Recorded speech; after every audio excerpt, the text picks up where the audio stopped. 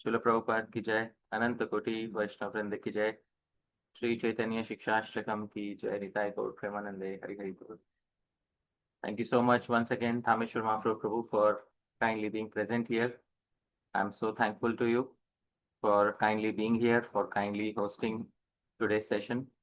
I'm also very thankful to Param Karuna Prabhu, who's our co-host and who has always been helping us whenever you're not present. Param Karuna Prabhu is kindly hosting the sessions. I'm very thankful to him too. I'm thankful to all the wonderful devotees who are present here, and thank you so much for kindly being a part of this series of talks. Without any further delay, dear devotees, I'd like to begin today's 26th session on Śrī-Caitanya-Śikṣāṣṭakam, and here is the presentation in front of you.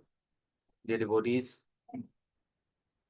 before we begin, I'd like to once again recite the verse that is freshly composed for this verse of Śrī-Caitanya-Śikṣāṣṭakam. Ekātmani dvyavasthāyam tridehe vākchatushtaye panchatatve षडक्षेषु सप्तचक्रेषु मे तथा सदा विशतु गौरांग महाप्रभुमुखोद्गतं रम्यं शिक्षाष्टकं येन धन्यः स्याम भूरि भूरिशः. In the one soul, two states, living and dead, three bodies, gross, subtle and causal, four levels of speech, para, pashyanti, madhyama and vaikhari, five elements, earth, water, fire, air and ether, six senses, mind and five gross senses, and seven chakras, Mooladhara, Swadhisthana, Manipur, Anahat, Vishuddha, Agya and Sahasrara, belonging to me. May there be complete permeation of the 8 delightful Śikṣāṣṭakam verses emanating from Shri Gauranga Mahaprabhu's mouth. By such permeation, I shall certainly become greatly and exceedingly fortunate. Dear devotees, it is also our practice to have a verse glorifying Shri Harinam in every presentation. So here is another verse glorifying Shri Harinam, and this verse is as follows. Ye papinopi shishupala suyodhanadya vairānubaddhamanasah parusham vadanti muktim gatah sapadite cha vidhuta pāpā kah samshayah parama bhagavatottamanam. This verse is from Bhagavan Naam Mahatmya Sangraha, a collection of verses glorifying Bhagavan's Naam. This is verse number 227 from that collection. The verse says, Ye papinopi, even great sinners such as Shishupal and Suyodhana. Suyodhana is actually Duryodhana, Adya, etc. All these great sinners, Vairānubaddha manasa, they had their manasa, minds, fixed upon enmity of Krishna. And Parusham vadanti, they all addressed him using extremely harsh words. Still, Muktim gataha sapadi, techa vidhuta papa, they became vidhuta papa, completely cleansed of all sins. And Muktim gataha, they attained liberation very quickly. Why? Because while abusing Krishna, they uttered Krishna's name. Kaha samshayah. What then is the doubt about the liberation of the highest Bhagavata devotees, Parama Bhagavatottamanam, because they chant Krishna's name with prema? So it's a rhetorical question. There's absolutely no doubt that the great devotees who chant Bhagavan's name with prema will definitely attain the desired result. Dear devotees, we are continuing discussion on the second verse of Shri Śikṣāṣṭakam. Nam namakari bahudha nija sarva shaktis tatrarpita niyamitah smaranena kalah etādṛśī tava kṛpā bhagavan mamāpi durdaivam, īdṛśam, ihājani, nānurāgaḥ. And here is the Anvay for the verse. Dhāmeśvara Mahāprabhu, kindly read the Anvay verse. O Bhagavan, in regards to your unlimited names, immense variety has been manifested by you. Moreover, all of your personal potencies have been eternally invested in these names, and no specific time has been fixed for remembering them. Such is your causeless mercy. Yet my misfortune is such that no genuine attachment was developed by me in these names. Dear devotees, we are discussing the final clause of the verse, where Mahaprabhu is comparing the causeless mercy of Bhagavan. And this causeless mercy of Bhagavan is for three reasons. And these three reasons are mentioned here. That Bhagavan has manifested immense, unlimited variety in regards to his name. The second mercy is that Bhagavan has invested all of his personal potencies in these names. The third mercy is that Bhagavan has not fixed any specific time for remembering these names. So, this is etādṛśī. This is the causeless mercy of Bhagavan. But when this causeless mercy, which contains three main factors, is weighed against my single misfortune, then my single misfortune seems to be turning out to be heavier than Bhagavan's causeless mercy. And for this reason, nānurāgaḥ ajani, no genuine attachment was developed by me in these names. So, this is the translation, dear devotees, which Dhāmeśvara Mahāprabhu just read out.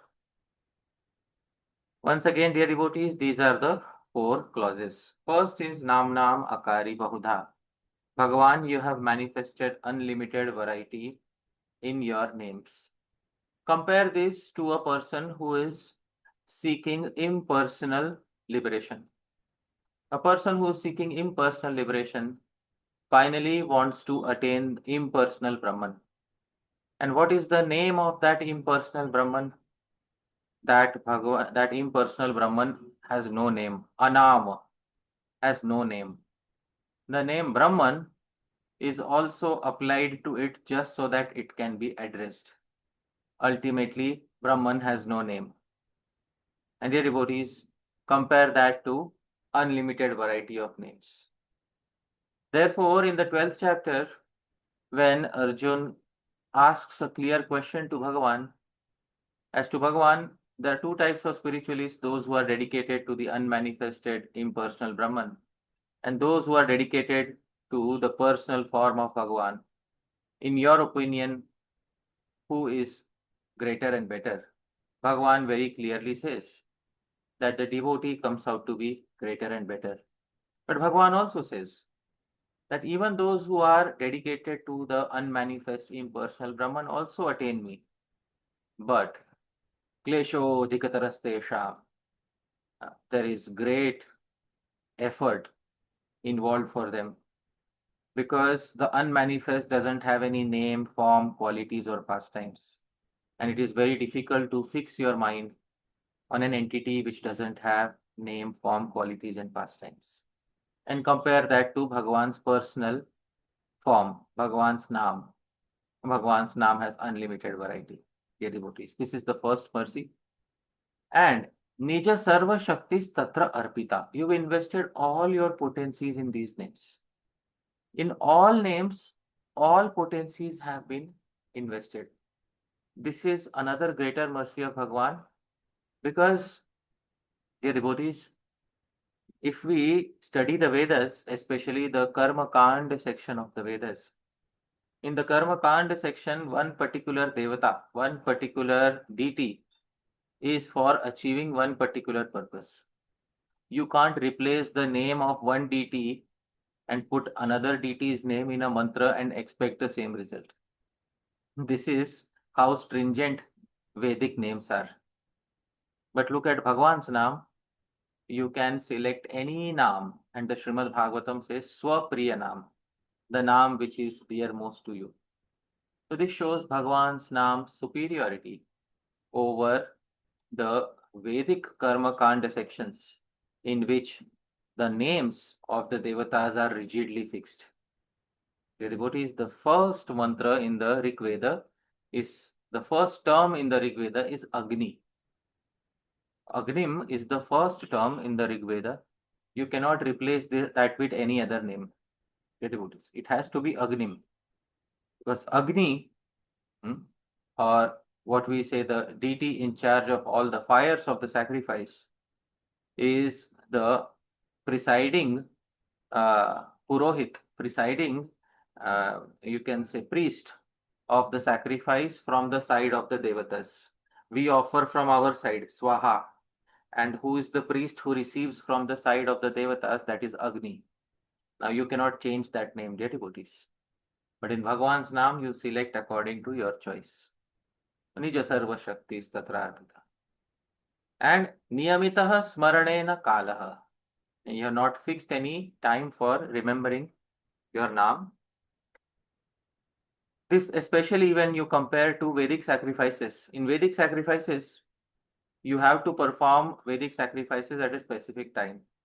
Some sacrifices have to be performed before sunrise. Some have to be performed after sunrise. Otherwise, you won't get the desired result.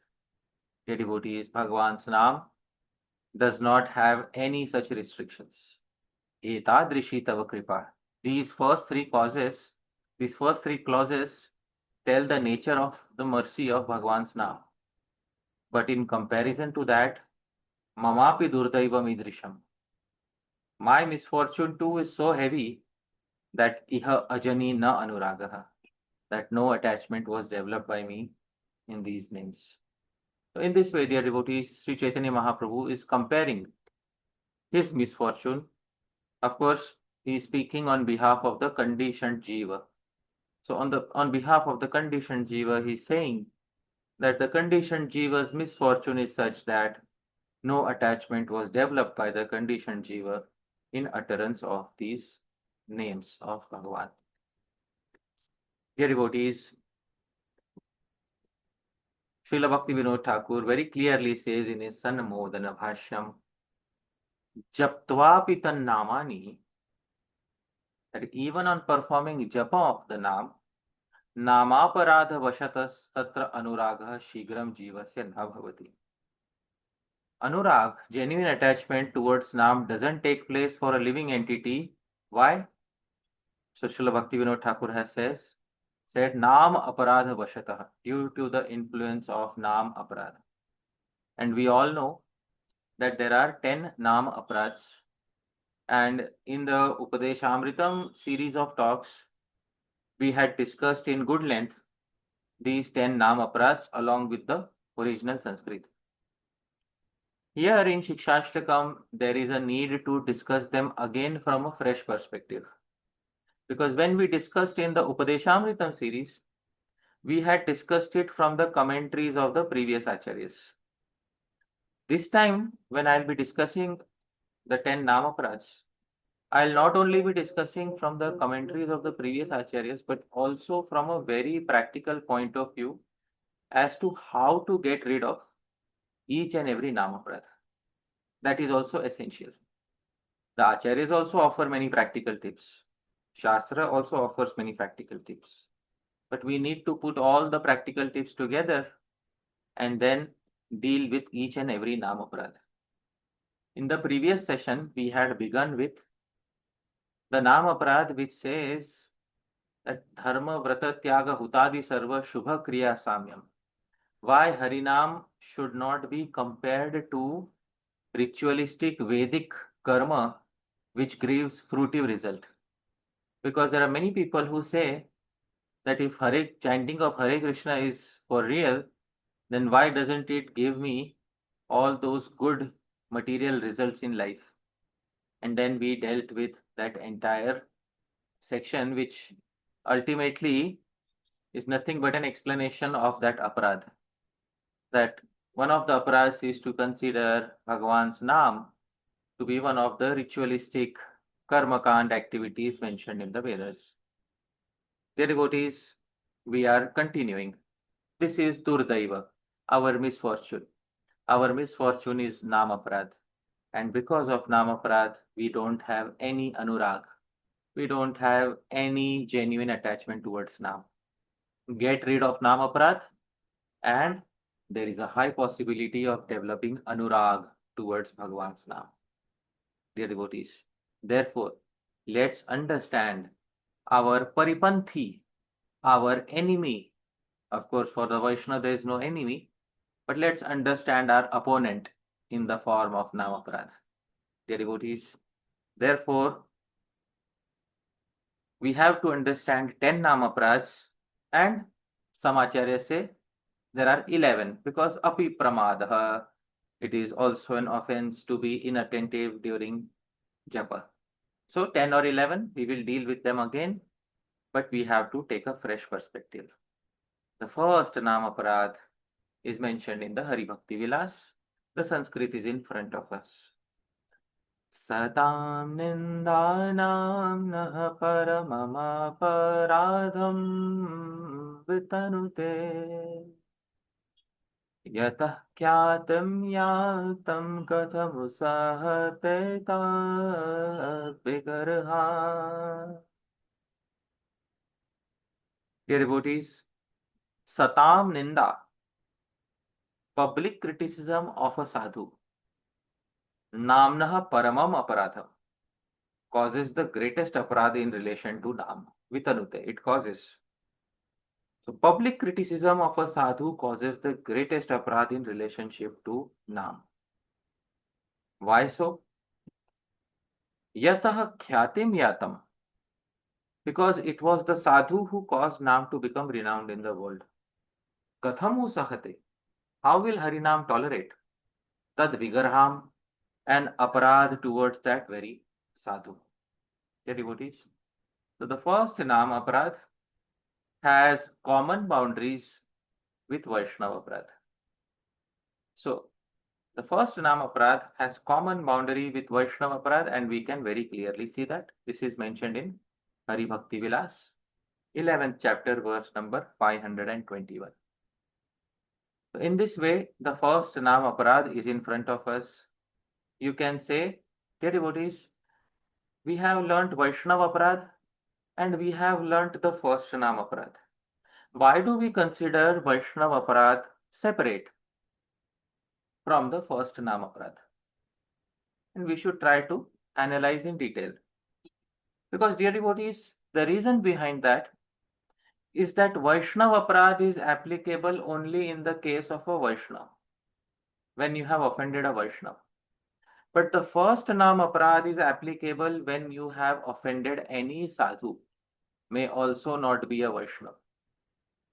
That is the difference between Vaishnava aparad and the first Nam aparad. Because the first Nam aparad in the Sanskrit says Satam. Sat means sadhu.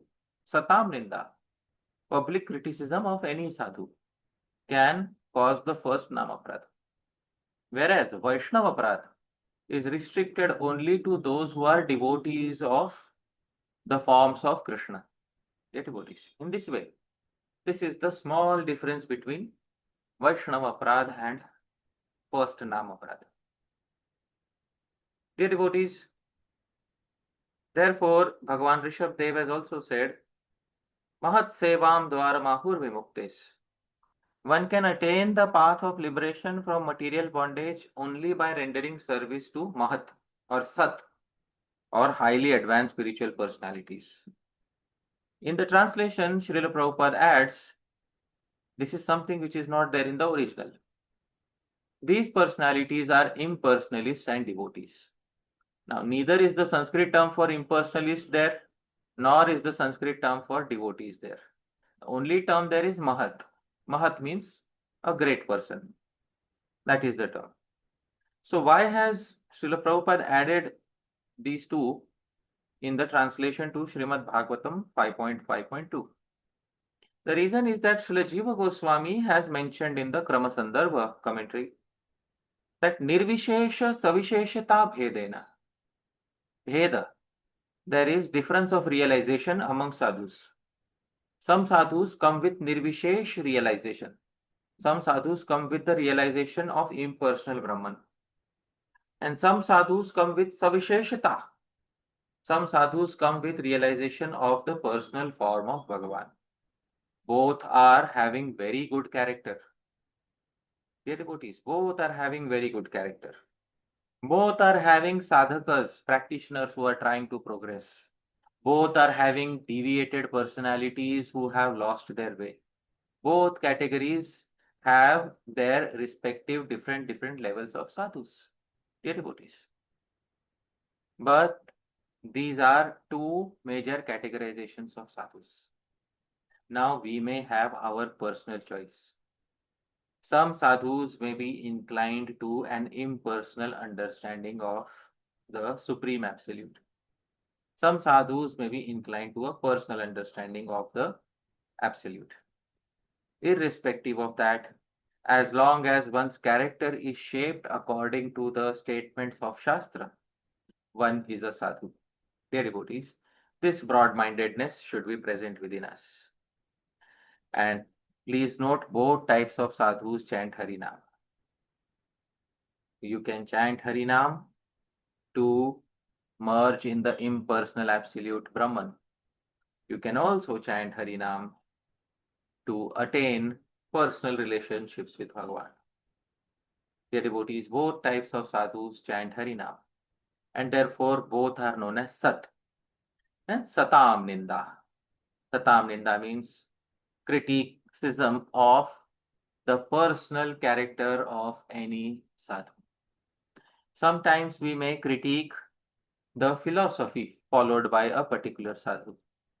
For example, Vaishnavas, all the Vaishnavacharyas in their commentary on the Vedanta Sutras have critiqued the philosophy of impersonalism as given by Shri Adi Shankaracharya.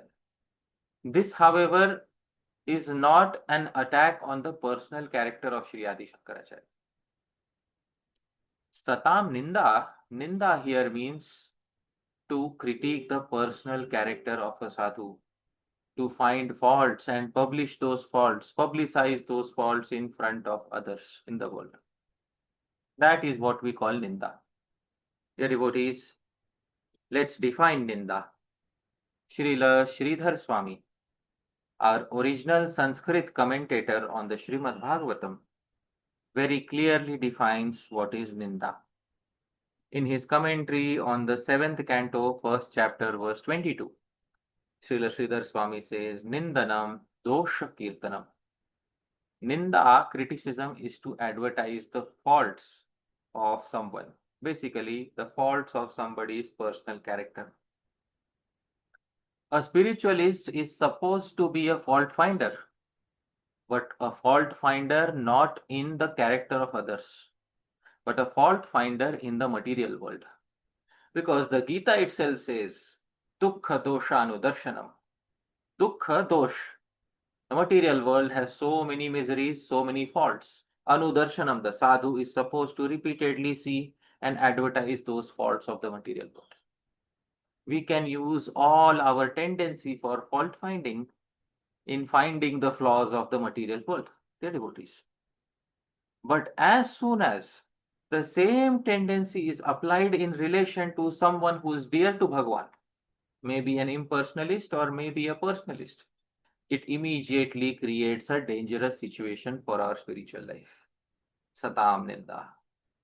Therefore, we are advised to be very careful of Satam Ninda, critiquing the personal character of sadhus, whether they are impersonalists or personalists.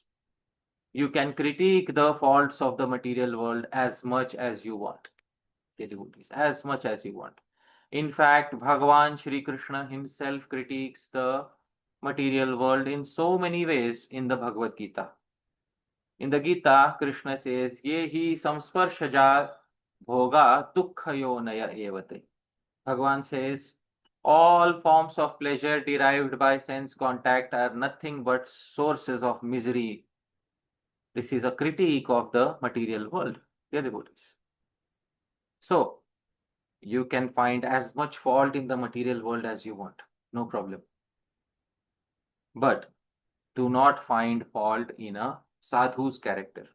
This is what leads to the first Namaprad. Now,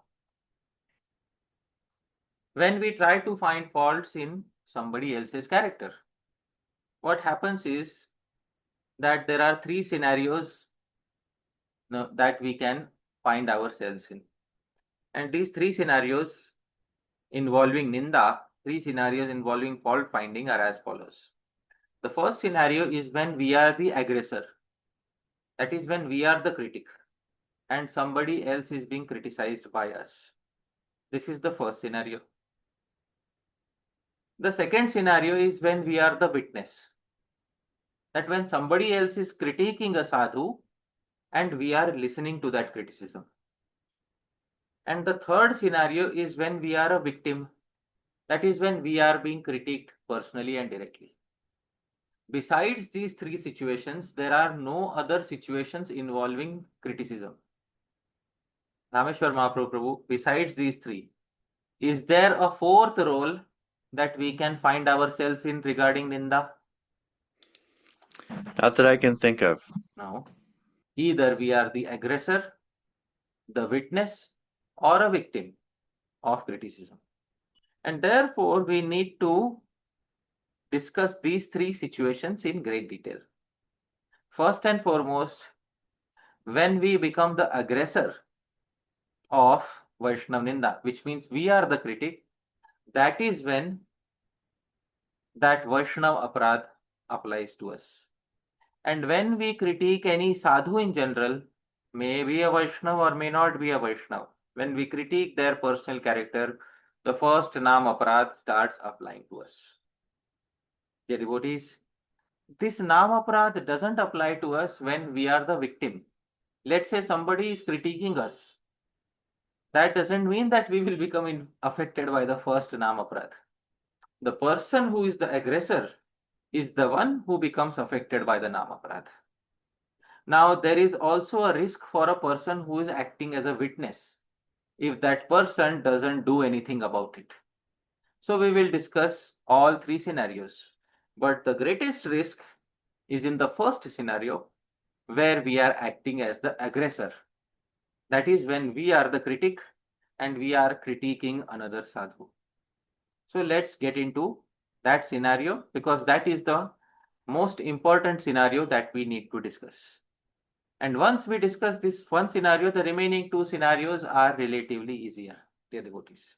So let's discuss this first scenario in great detail. The reason why criticism takes place by us or by anybody else, the foundation of all criticism, dear devotees, is society. Society exists, and because society exists, many humans gather together, and because many humans gather together, therefore there is going to be criticism. Believe it or not, this is mentioned in the Srimad Bhagavatam 11th canto. Vase bahunam kalaho bhaved varta dvayorapi eka eva vase tasmat kumarya iva kankanaha. This is in the 11th canto where the Avadhut Brahman is giving instructions. Dhāmeśvara Mahāprabhu, can you kindly read the translation? When many people live together in one place, there will undoubtedly be quarreling. Even if only two people live together, there will be frivolous conversation and disagreement. Therefore, to avoid conflict, one should live alone, as we learned from the example of the bracelet of the young girl. So there is a pastime mentioned just before these verses, 11.9.10. If you read the previous verses, there's a small story mentioned wherein a girl was cooking and the bangles in her hand were making a lot of noise, and that noise was creating a potential disturbance. So you can see in the image, dear devotees, the girl removed the bangles and kept only one bangle on each arm, on each wrist. Now there is no more noise because there's only one bangle on each wrist. Dear devotees, this is the lesson to be learned from the maiden girl, that whenever there is a congregation of multiple people in one place, there is bound to be so many opinions, so many conflicts, and so much criticism. So the cornerstone, foundation of criticism is having a society of people, believe it or not. And you can say, well, maybe this particular Vaishnava society is not good. I will move to another Vaishnava society.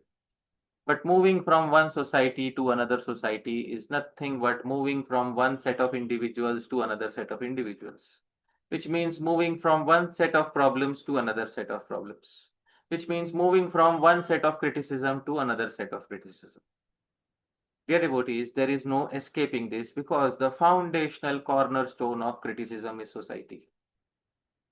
So no matter which societies you are part of, you will have to face this.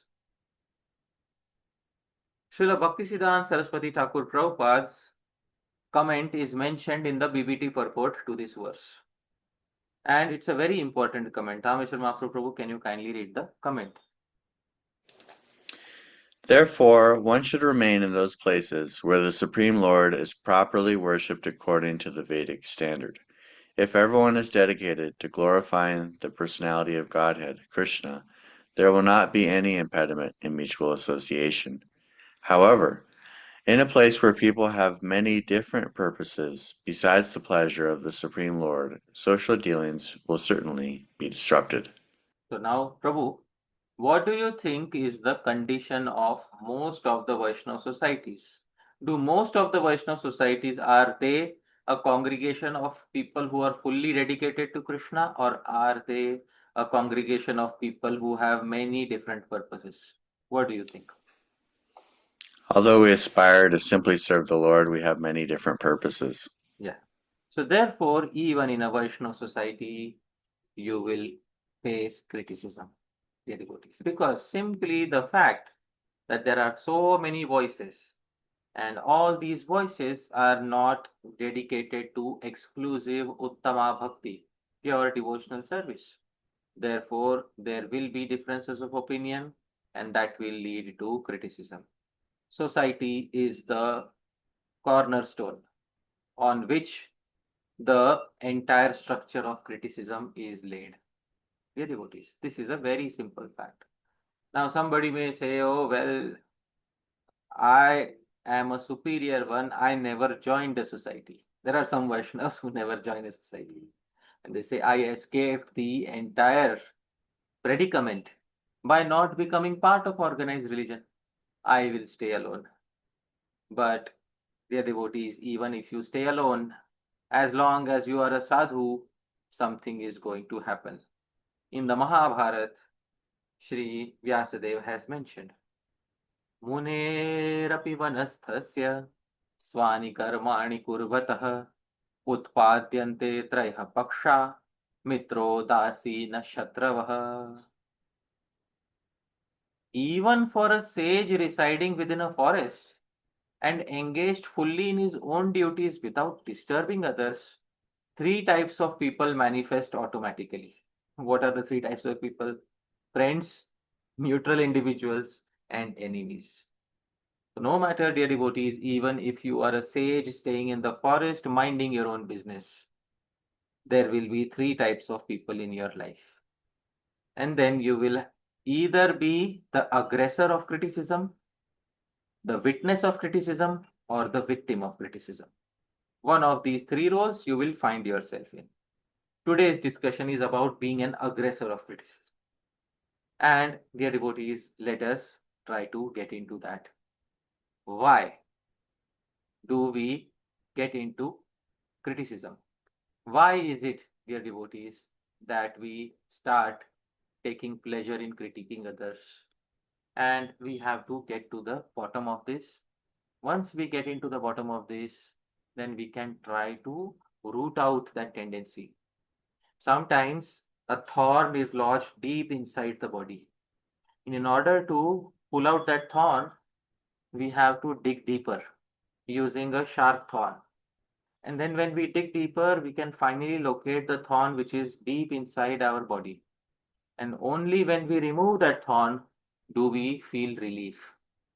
Therefore, we have to go deep inside our tendency to critique others. And what is the reason that we indulge in this tendency? There is a very nice verse which is there in the Subhashit Ratna Bhandagaram, which mentions the reason for people critiquing others. And dear devotees, this verse is as follows. Dahyamana sutivrena nicha parayashognina ashaktas tatpadam gantum tato nindam prakurvate. Dahyamana sutivrena nicha. Nicha, less intelligent people. Dahyamana, they start burning in the brilliant fire of the success of other individuals. When we see that a particular individual has become successful, has become happy, has become accomplished, has been gifted with something, our first attempt is not that we start critiquing them. Our first attempt is tat padam gantum. We try to attain similar or greater success. And when ashaktas, when we are unable to attain similar or greater success, that is when we become envious and critical of others. Tato nindam prakurvate. Then we start critiquing the other person. The first step is never to begin critiquing directly. The first step is to see if we can make ourselves better than that individual whom we are envying. And when we are unable to make ourselves better, then we start critiquing that person, trivializing their achievements, trivializing their success. And this, dear devotees, is the first reason for criticism. Reason one. So, our insecurity of the success of others. Let's say Dhāmeśvara Mahāprabhu is a very sweet kirtan singer, and I am also trying to learn how to sing kirtan. But Dhāmeśvara Mahāprabhu has learnt classical singing since his childhood, and I am just beginning and picking up singing right now in my life. Of course, he has been gifted with something which I cannot be gifted with. A childhood filled with education of singing. Now what do I do? Dear devotees, the living entity's tendency is to constantly expand their field of influence. In the Upanishads, it is very clearly said that nalpe sukham, bhuma vai sukham. Happiness is in becoming greater. Happiness is not in staying limited. Nalpe sukham asti. Happiness is to extend your influence as far as possible. This is the natural tendency of the living entity. When the living entity finds that the natural tendency of expanding happiness, extending one's influence, is checked by somebody else, at that particular point of time, the living entity becomes unhappy, envious. How can Dhāmeśvara Mahāprabhu have greater sphere of influence than me in this department? Is there something I can do to overpower or overshadow him in this department? Let me try. Can I approach some teacher who can make me a better singer than him? And then I may try. And finally, I may realize, no, he's just too good for me. I cannot overcome his level of talent. This means that in my entire life, I will never be able to overcome Dhāmeśvara Mahāprabhu in singing? No. Well, if I can't expand my sphere, I can reduce his sphere. Then we'll be equal. Therefore, Ninda. And how do I reduce his sphere? The way of reducing positivity coming from him is to spread negativity about him. That is how I reduce the positivity that he has spread around him. Tato nindam prakurvate. So I start spreading negativity about him. This, dear devotees, is reason one for criticism of a sadhu. Second reason, dear devotees, is because in general, some individuals have a very separatist tendency. You are not like me, therefore you should be criticized. You don't think like I think, therefore you should be criticized. You don't belong to the same group that I belong to, therefore you should be criticized. Dear devotees, The second reason for criticism is because we are a proud, envious separatist. And this is mentioned in the Srimad Bhagavatam, where Bhagavan Kapil Muni says, Dvishatah parakaye mam manino bhinnadarshinaha bhuteshu baddha vairasya na manah shantimrichhati. Dvishatah parakaye mam manino. Manino dvishatah, an envious egoist, hates me in other individuals. And how does an envious egoist hate Bhagavan? Because he regards Bhagavan as separate in those individuals. He doesn't understand. Arey, the Bhagavan who is present in Dhāmeśvara Mahāprabhu's heart is the same as Bhagavan present in my heart. Bhagavan is inspiring him in a certain way, Bhagavan is inspiring me in another way. He doesn't realize this fact. He sees the other person as an opponent, as somebody separate. And then, Baddha Vairasya, he contracts enmity with them. Na manha shantim richati. Such a person can never attain peace. Dear devotees, there are so many people in all the spiritual circles, impersonalists or personalists, who hate the other side just because they are on the other side. Please try to understand. Who hate the other side just because they are on the other side. Dear devotees, sometimes you may see that there are Vaishnavas. If you mention the name of an impersonalist in front of them, they will immediately say, oh, that impersonalist, just because he is an impersonalist, and then they will critique their personal character. Dear devotees. Similarly, there are people on the other side too. As soon as they hear the name of certain Vaishnavas, then they will critique the personal character of the Vaishnavas. So this is the individual who is a separatist at heart, who doesn't see Bhagwan's presence in everybody's heart, who doesn't see that Bhagwan is inspiring a particular sadhu in a particular way, and that is the reason why that particular sadhu is following a path. That sadhu is not following a path just to irritate you. That sadhu is following a path because that sadhu genuinely feels that this path is the path of the greatest achievement for him or her. But because of a feeling of separatism, we start critiquing the personal character of another sadhu. This is the second reason for Satam Ninda. These are two broad reasons, dear devotees, why we critique sadhus. First is because we become insecure of the success, achievements, or gifts that have been given to another sadhu. The second reason is because in general, we are a separatist and we are an egoist who dislikes anybody who doesn't belong to our group or our opinion. This is the second reason. And dear devotees, Shastra says that even sannyasis are found to be of such categories. A sannyasi in general, dear devotee, is supposed to be free from rag and dvesh, attachment and repulsion. A sannyasi is supposed to have given up rag and dvesh. A sannyasi is supposed to be located on the highest tier of the society spiritually. But even after becoming a sannyasi, there are many individuals who are found to engage in needless criticism of the character of other sadhus. This is specified by Srila Sridhar Swami and Srila Vishwanath Chakravarti Thakur in their commentary to Bhagavad Gita. They quote a verse from an ancient scripture, Brihadaranya Vartik Sara. And this scripture says, Pramadino Bahischitta Pishuna Kalahotsuka Sanyasino Pidrishyante Deva Sandushitashaya.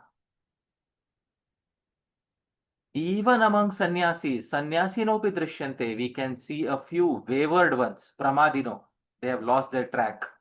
Bahischitta, whose hearts are turned away from the absolute truth.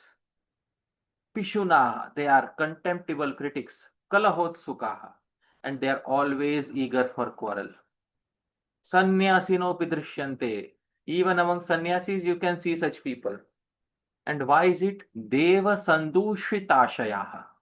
Because Sandushit Ashaya, their hearts have been polluted by the Devatas, by the gods. Now, why do the gods pollute somebody's heart? Very important question. Dear foodies.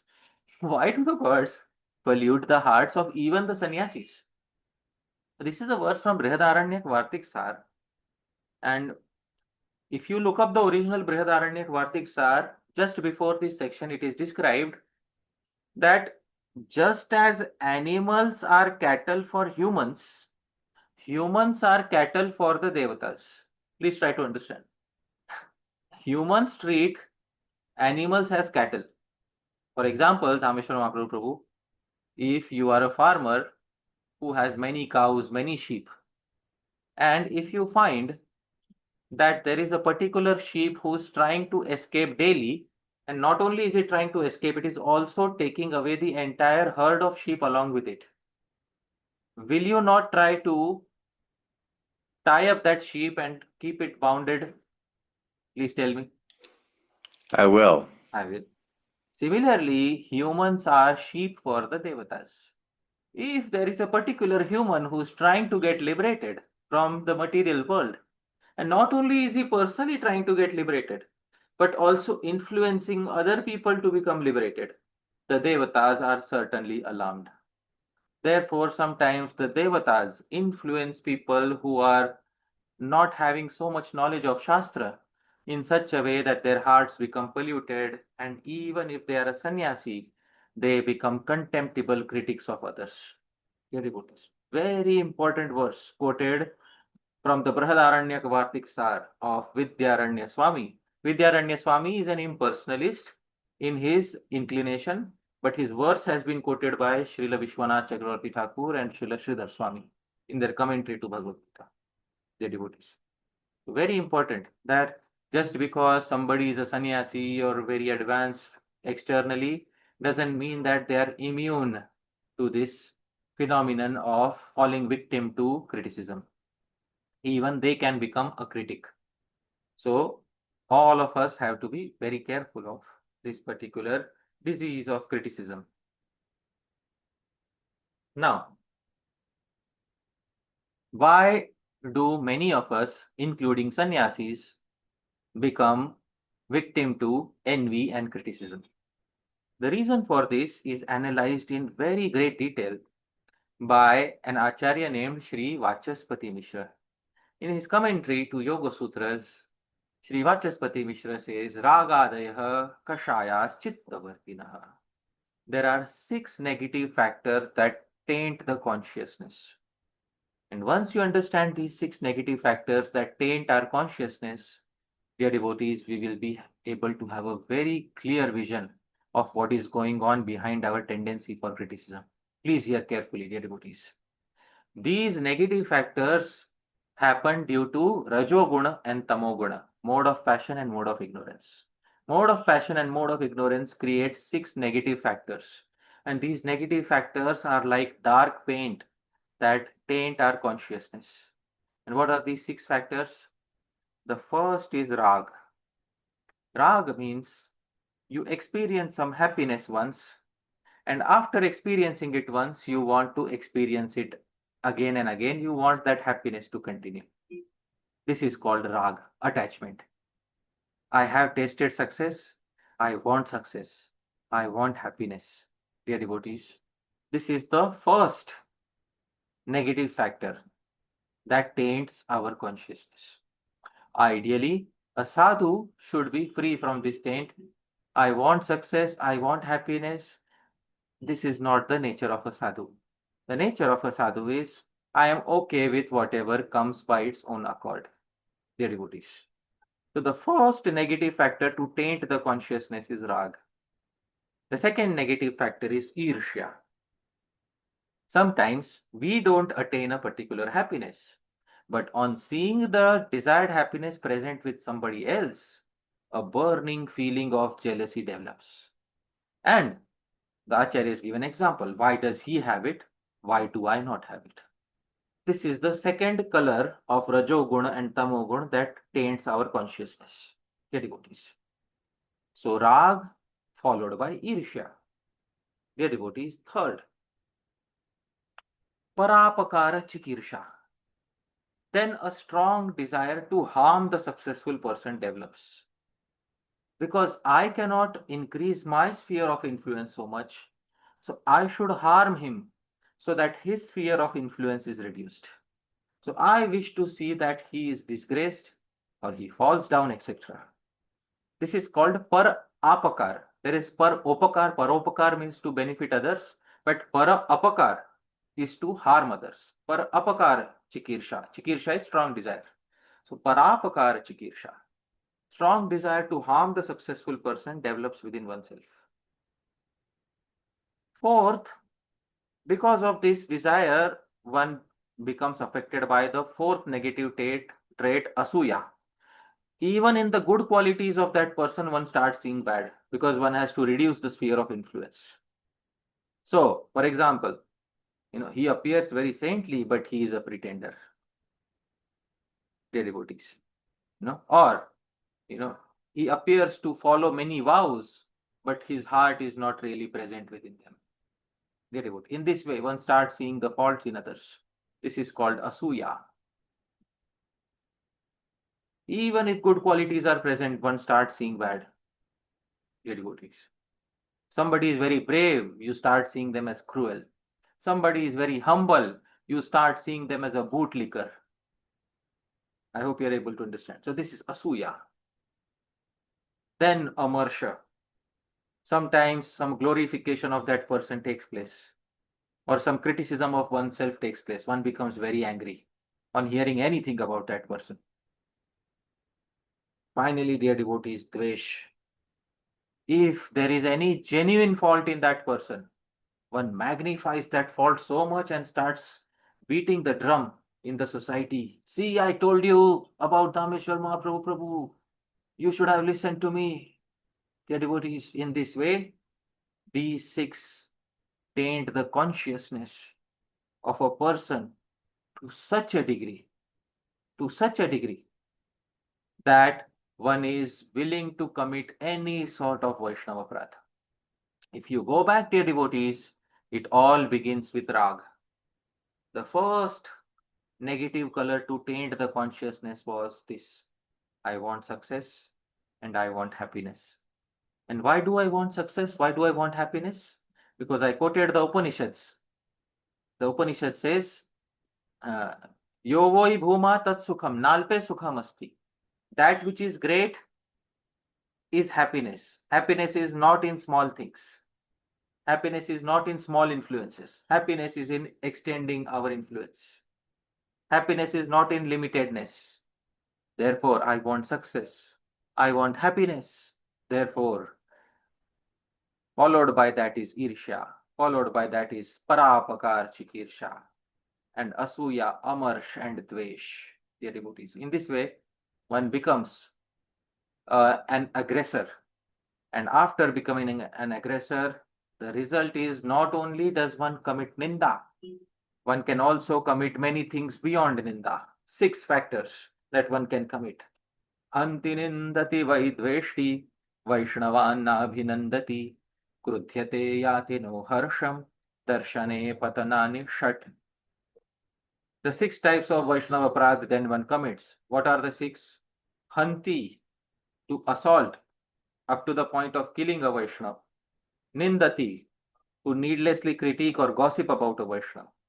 Dveshti, to envy a Vaishnava. Vaishnavan na abhinandati, to not properly greet a Vaishnava.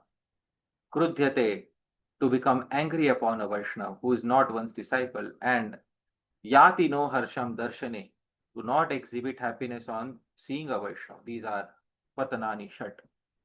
All these 6 happen because of raga, irsha, parāpakara cikirsha, asuya, amarsha, and dvesha, the 6 negative factors that taint our heart. Dear devotees. Therefore, this is our durdaivam, first durdaiva.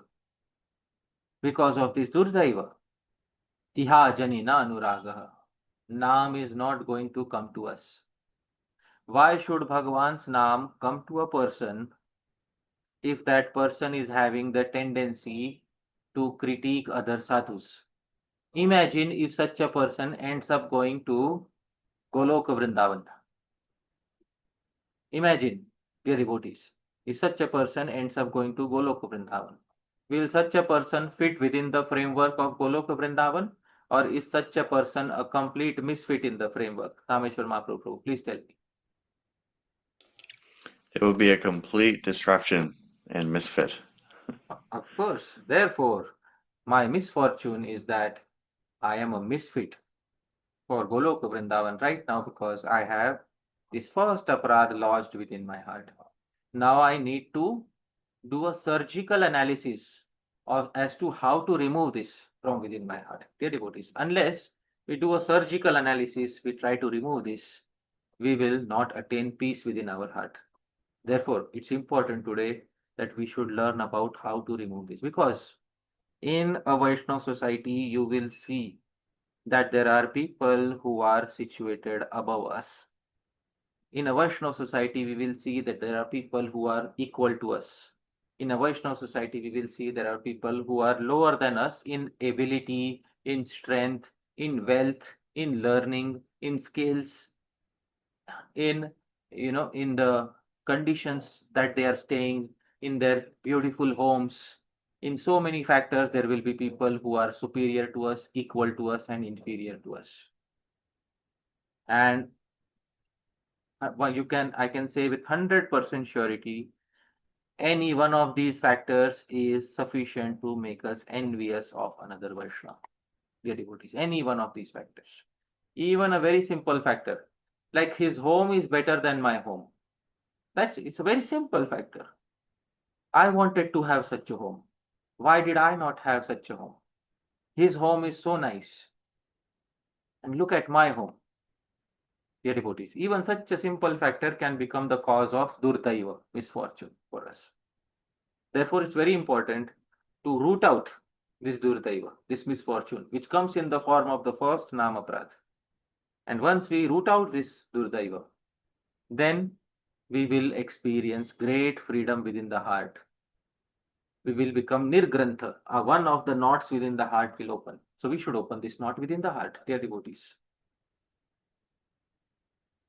To open this knot, dear devotees, we need to reform our thought process. We need to tell our mind, first and foremost, dear mind, please try to understand one thing. Sarvam paravasham dukkham, sarvam atmavasham sukham, etat vidyat samasena, lakshanam sukha dukkhayo. First, understand mind, what is causing you distress. Dear mind, immediately we understand you want to get rid of Vaishnav Ninda. You want to get rid of criticism of sadhus, criticism of Vaishnavas. But first and foremost, dear mind, understand what is giving you trouble. And in the Smanusmriti, it is mentioned in a very nice verse. Sarvam paravasham dukkham. Whatever is controlled by others is misery for us. Sarvam atmavasham sukham. And whatever is controlled by us is joy. Etat vidyat samasena lakshanam sukha dukkha. One should know these two facts as the essential characteristics of joy and misery. Let's say Dhāmeśvara Mahāprabhu has a very nice and big home. He has a nice home, definitely. But let's say he's a very big mansion. And I come and visit his mansion. And then I think, my goodness, why did I not have such a home? And I come back home and I am ruminating over this fact. Why don't I have such a home? Now, Dhāmeśvara Mahāprabhu, your home is under whose control? Under my control or under your control? Under my control. So, it is by default under your control, so not under my control. So, whatever is controlled by others is misery for us. I can't change it. The reason why it is misery for me is because I can't change it. And sarvam atmavasham, and whatever is controlled by me, that is joy. So the reason why I am becoming insecure about others is because of something which is not within my control. Dear devotees, this is the root cause of unhappiness. It is something which is beyond my control. and my control I'm not able to exert in this particular direction. That is what is making me miserable. Dear devotees. Now I can do nothing about it. Tomorrow, if I think I'll set fire to his home so that his home is destroyed, and then I'll be happy. Because now my home will be bigger than Dhāmeśvara Mahāprabhu's home. And if I may do that, there may be severe repercussions from the law. So I can't even do that. Dear devotees. So paravasham dukkham. Nothing is in my control here. Nothing is in my control. Neither can I build a bigger house than him, nor can I destroy his house. Everything is being controlled by somebody else. Dukkham. It is misery for me. Dear devotees. Now imagine if I had the capability to build a bigger house. I would immediately build it without delay. Because Atma Vasham, it is in my control. Sukham, then I'll become happy. Let's say I build a bigger house than Dhāmeśvara Mahāprabhu because I have the resources. Atma Vasham, it is in my control. That is joy, dear devotees. So this is Samasena, essentially. This is Lakshanam Sukha Dukkhayo. This is the characteristic of joy and misery in this world. In a very single sutra, it has been specified. So first realize that it is something, your source of misery. Dear mind, your source of misery is something which is coming from some other person, is in control of somebody else. It is not within your control. That source of misery. You cannot do anything about it, dear mind. You cannot do anything to change that situation, but you can certainly change yourself. You can reform yourself, dear mind. Now, how do I reform myself? The mind will say. So, in the fourth canto, Narad Muni advises something to Dhruva Maharaj. It's a very important advice. Yasya yaddaiva vihitam satena sukha dukkhayo atmanam toshayan dehi tamasaha paramrichati. Yasya yad daiva vihitam satena sukha dukkhayo. A living entity who feels satisfied in the happiness or misery meted out to him by providence, tamasaha paramrichati, is able to cross over all ignorance. Dear devotees, we try our best to make ourselves happy. After we have put all our efforts, after we have taken help from everybody, there is a certain amount of predestined happiness or sadness that is going to come to us. And that predestined happiness or sadness we cannot change. Sometimes people think that I can change my degree of happiness by taking help from somebody, but that help is also predestined. Shastra mentions that even the sources of help are predestined for us. So, it is predestined that you will take certain help from somebody. Finally, your level of happiness or distress is fixed.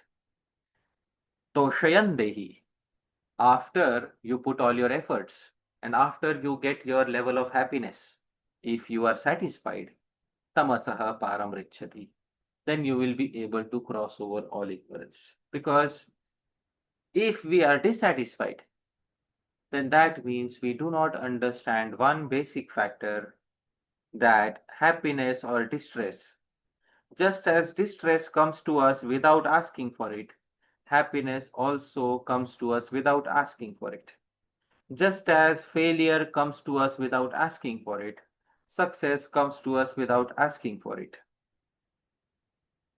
Dear devotees, we should be satisfied with whatever Bhagavan has given for us.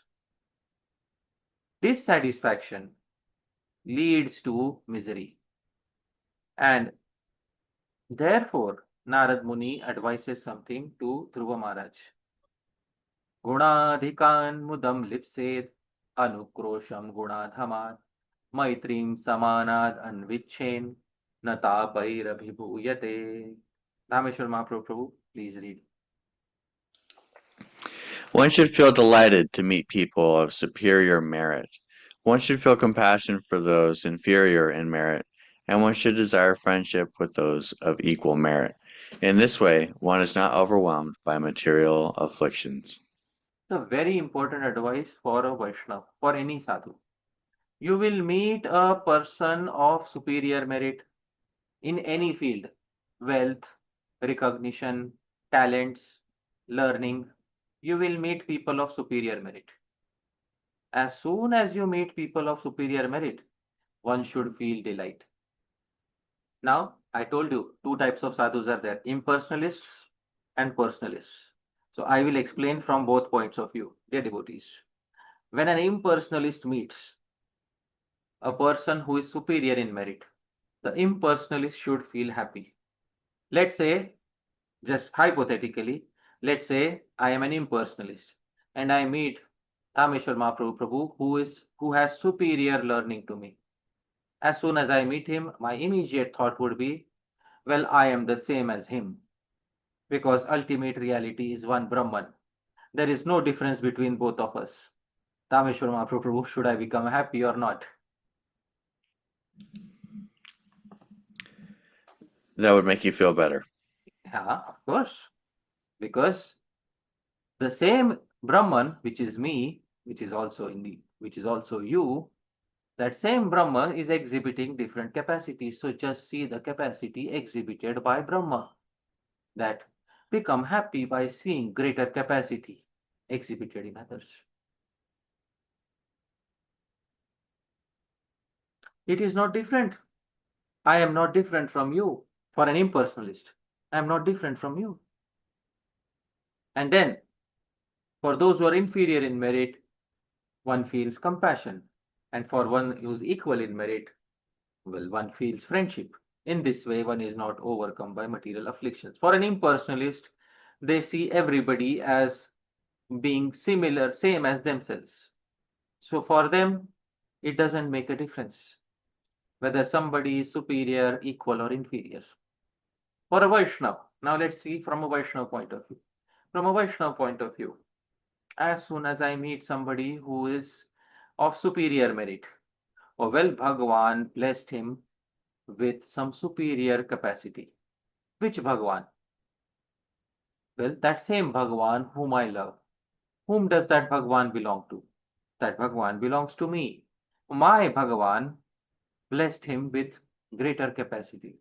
Of course, that person who is dear to me, Bhagavan, that same Bhagavan has made him capable. Of course, I should feel happy.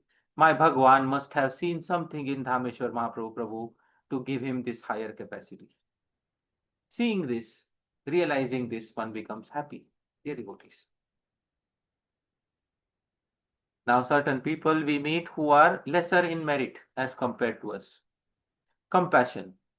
Well, that Bhagavan who is very dear to me, that Bhagavan has not blessed him with enough merit in this department. Let me give him something from my side. Compassion. And those who are equal to us, let's say me and Dhāmeśvara Mahāprabhu are equal in a certain field. So as soon as I meet him, well, that Bhagavan, Shri Krishna, who is dear to me, has made Dhāmeśvara Mahāprabhu equally talented in this department, which means Dhāmeśvara Mahāprabhu is equally dear to that Shri Krishna. So that means Krishna is dear to me and Dhāmeśvara Mahāprabhu is dear to Krishna. Therefore, Dhāmeśvara Mahāprabhu is dear also to me. A friend, dear devotees. Seeing in this manner, one will not be overcome by material afflictions.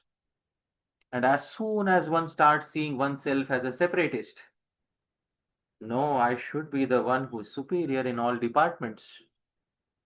Then, dear devotees, at that particular moment of time, one's heart will be tainted by the 6 negative effects.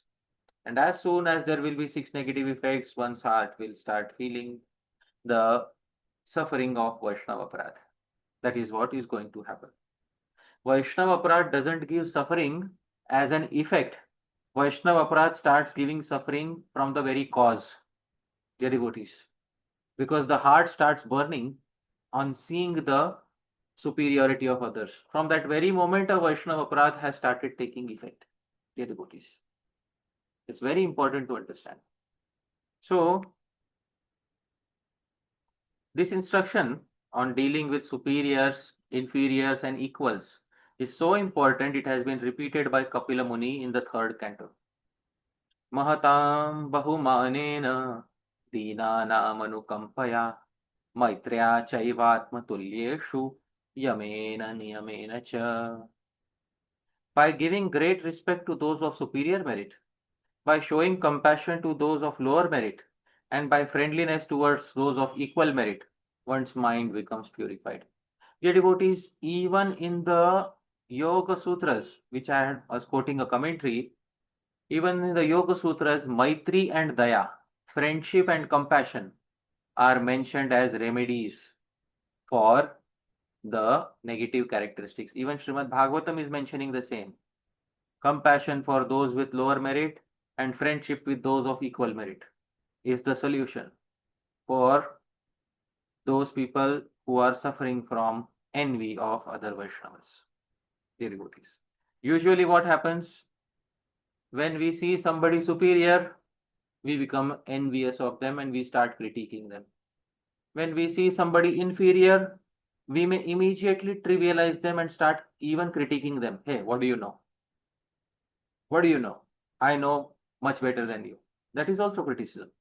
And when we see somebody of equal merit, we immediately start competing with them and critiquing them. With all three categories, we can become envious and critique them, dear devotees. Therefore, how to deal with all three categories is given in Srimad Bhagavatam.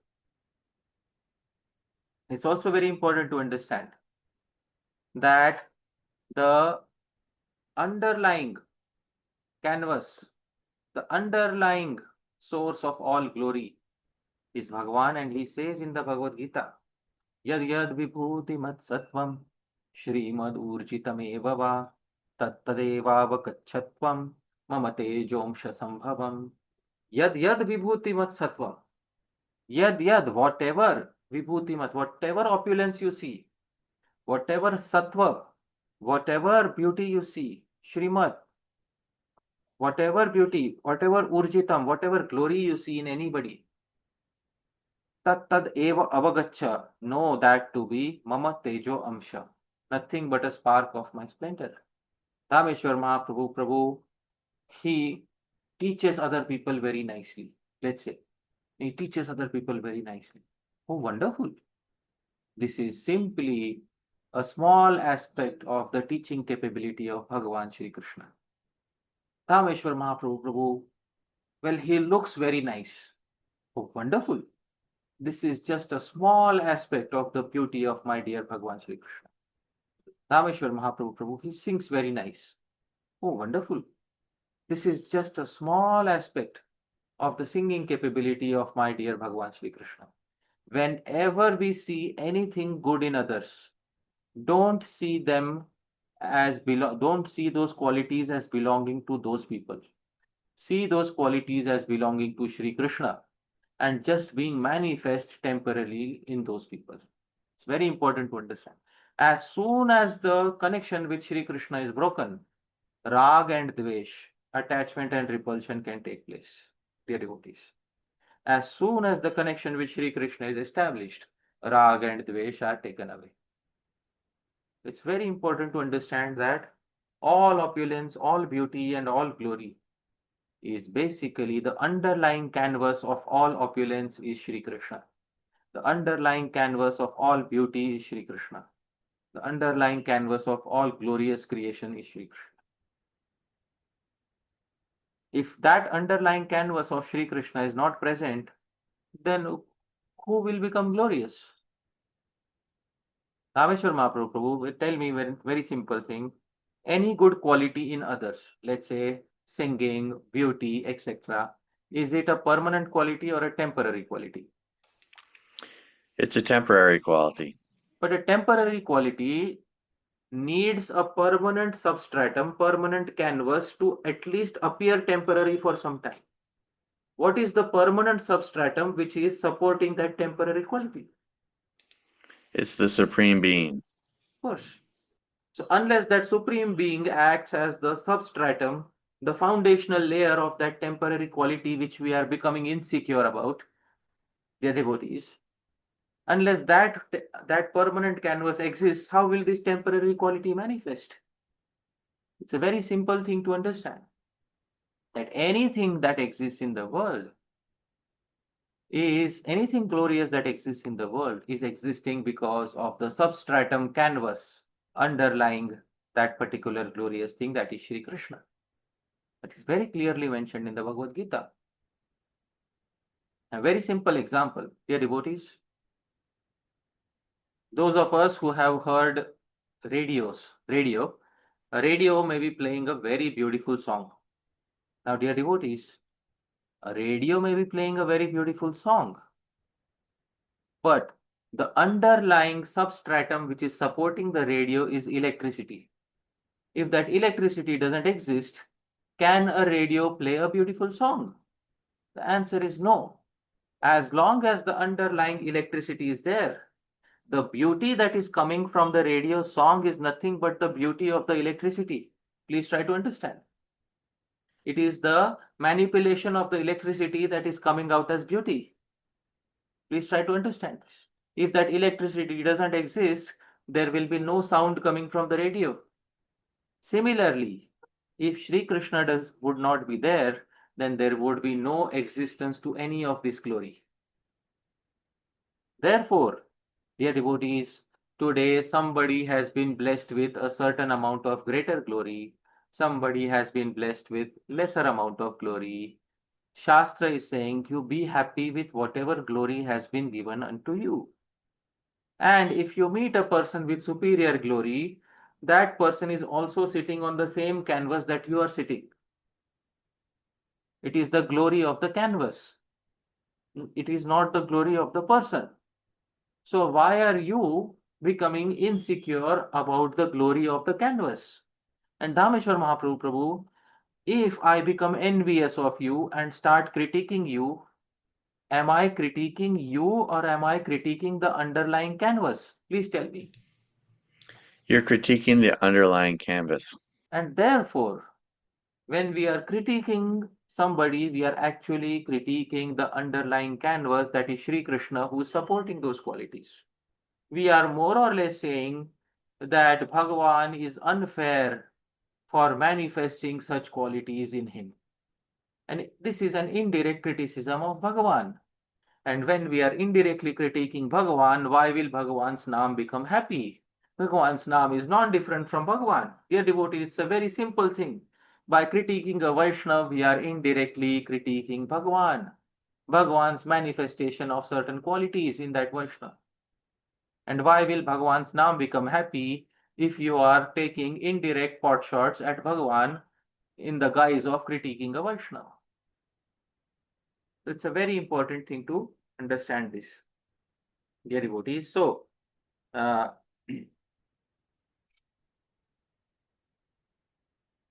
therefore, Srila Bhaktivinoda Thakur says, don't see faults in other Vaishnavas.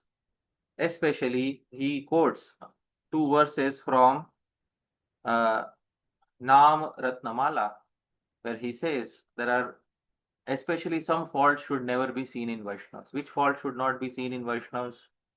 Prag bhakte rudayat doshah shayavashishta evacha daivotpannascha bhaktanam naivalochyah kadachana. Three types of faults of the devotees. First, prag bhakte rudayat doshah. Those that were seen in them before bhakti arose in their lives. Let's say before bhakti arose in somebody's life, somebody was a chain smoker. Even after becoming a devotee, I am reminding him again and again by critiquing him. Arey, this person, you don't know. Before he became a devotee, he was a chain smoker. Dear devotees.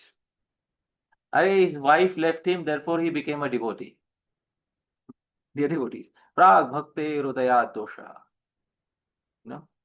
Faults that arose in somebody's life before bhakti manifested in them. So those faults should never be seen. Shaya avashishta evacha. Shaya, some faults are reducing, and as they are reducing, some minor degrees of faults are still remaining. So if there is a genuine attempt to remove faults, and if some minor faults are still remaining, one should not try to critique those minor faults which are remaining. So those that are remaining in them in minor degrees as they are being cleansed through bhakti. And third, daivotpannas, some rare faults that arise accidentally in them due to providence. Accidentally, not intentionally. Some accidental faults. These three, naiva alochya, should never be deliberated upon by anyone at any point of time.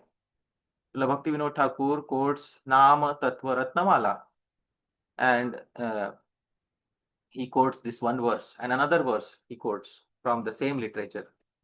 He says, Saduddeshyam riteyastu mrishapavadamev cha doshan alochayatyeva sasadhu nindako adhamaha. Anyone who deliberates upon the faults of Vaishnavas without a genuine reason, or deliberates upon them simply for the sake of spreading rumors, should be understood to be a despicable critic of sadhus. Sadhu nindako adhamaha. Despicable critic of sadhus. Now somebody may say to Srila Bhakti Vinod Thakur, this last line itself is criticizing somebody. The despicable critic of sadhus. When Shastra is instructing people, isn't Shastra also critiquing such people? But that criticism is allowed, dear devotees. There are genuine reasons for indulging in criticism. And what are the genuine reasons for indulging in criticism? Srila Bhakti Vinod Thakur says, the first reason, if a person will be holistically benefited by gently and privately telling them about their faults, if a person will be able to take them nicely, and if they will be benefited, then privately if we tell them, see Prabhu, I wanted to express my concern, but I am telling you privately, please don't take it otherwise. But this is what I wanted to say. And according to Shastra, according to sadhus, this is not a good quality. Can you please rethink about it, dear devotees? This is one occasion on which you are allowed to critique a Vaishnava, but very privately, dear devotees. Second, if a disciple privately requests the Guru to teach the science of Vaishnavism, and the Guru, while doing so, points out the faults of the non-devotees for the benefit of the disciple and the world. The disciple has requested the Guru, please teach me more about Vaishnavism. The Guru, while teaching, is comparing Vaishnavism to other philosophies and philosophers. And then the Guru is showing how Vaishnavism is, this particular Vaishnavism is superior to this philosophy, that philosophy. And in that particular thing, the Guru ends up critiquing some materialists privately for the benefit of the disciple and the world. That criticism is allowed.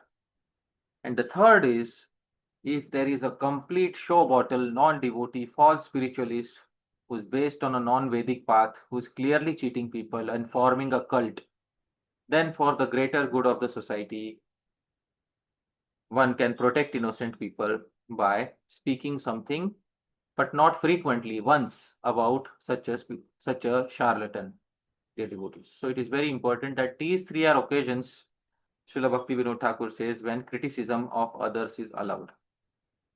And in these three also, criticism of sadhus is only in the first one, dear devotees. Only in the first one. Because when the disciple has requested the Guru that please tell me my faults, or if a person will be benefited by telling them about their faults privately, that is the only one in which a Vaishnava is being critiqued. The remaining two are not related to criticism of Vaishnavas. The remaining two are related to criticism of non-Vaishnavas. Dear devotees, in this way, let us root out the desire for trying to envy or critique another Vaishnava. And let us remember always that in society, there will always be three types of people. Those who are superior to us in some ability, those who are equal to us in some ability, those who are inferior to us in some ability. And I showed not one but two instances of how Bhagavatam tells us to deal with such people. And dear devotees, finally, the third instance is also in the Bhagavatam. Sarvato manaso sangam adau sangam cha sadhushu dayam maitrim prashrayam cha bhuteshvadha yathochitam. The Navayogendras are advising Maharaj Nini. Initially, one must learn to detach one's mind from everything and attach the mind to the sadhus. One should also cultivate kindness towards those of less merit, friendship towards those of equal merit, and humility towards those of greater merit. Not once, not twice, but thrice. The same instruction has been repeated in Srimad Bhagavatam. There's also another place, 4 times actually. The Srimad Bhagavatam repeats the same instruction because that is the actual solution for getting out of this. Dear devotees, whenever we see somebody of greater merit, see my dear Bhagavan is acting as a canvas for exhibiting greater degree of merit in this person. When we see somebody of equal merit, see my dear Bhagavan Shri Krishna is acting as the canvas to show equal amount of merit in him and me. And when we see somebody of lower merit, we should say Bhagavan Shri Krishna is not acting as a canvas to that degree that he is acting through me. So let me become compassionate and try to help this particular person. Dear devotees, in this way, having great joy towards those of superior merit, having friendship with those of equal merit, and having compassion towards those of lower merit, one will never experience suffering in this material world. Because Vasudeva Sarvamiti, one will see the entire world as manifestation of Vasudev's canvas on which people of different merits are temporarily exhibiting their capabilities. Dear devotees, thank you very much. Jagat Guru Srila Prabhupada ki jai. Ananta Koti Vaishnava Vrinda ki jai. Yadatra Skhalitam Kinchit Vidvam Saha Purayantu Tat. Yadatra Saushthavam Kinchit Tad Guroreva Mene. Yadatra Skhalitam Kinchit.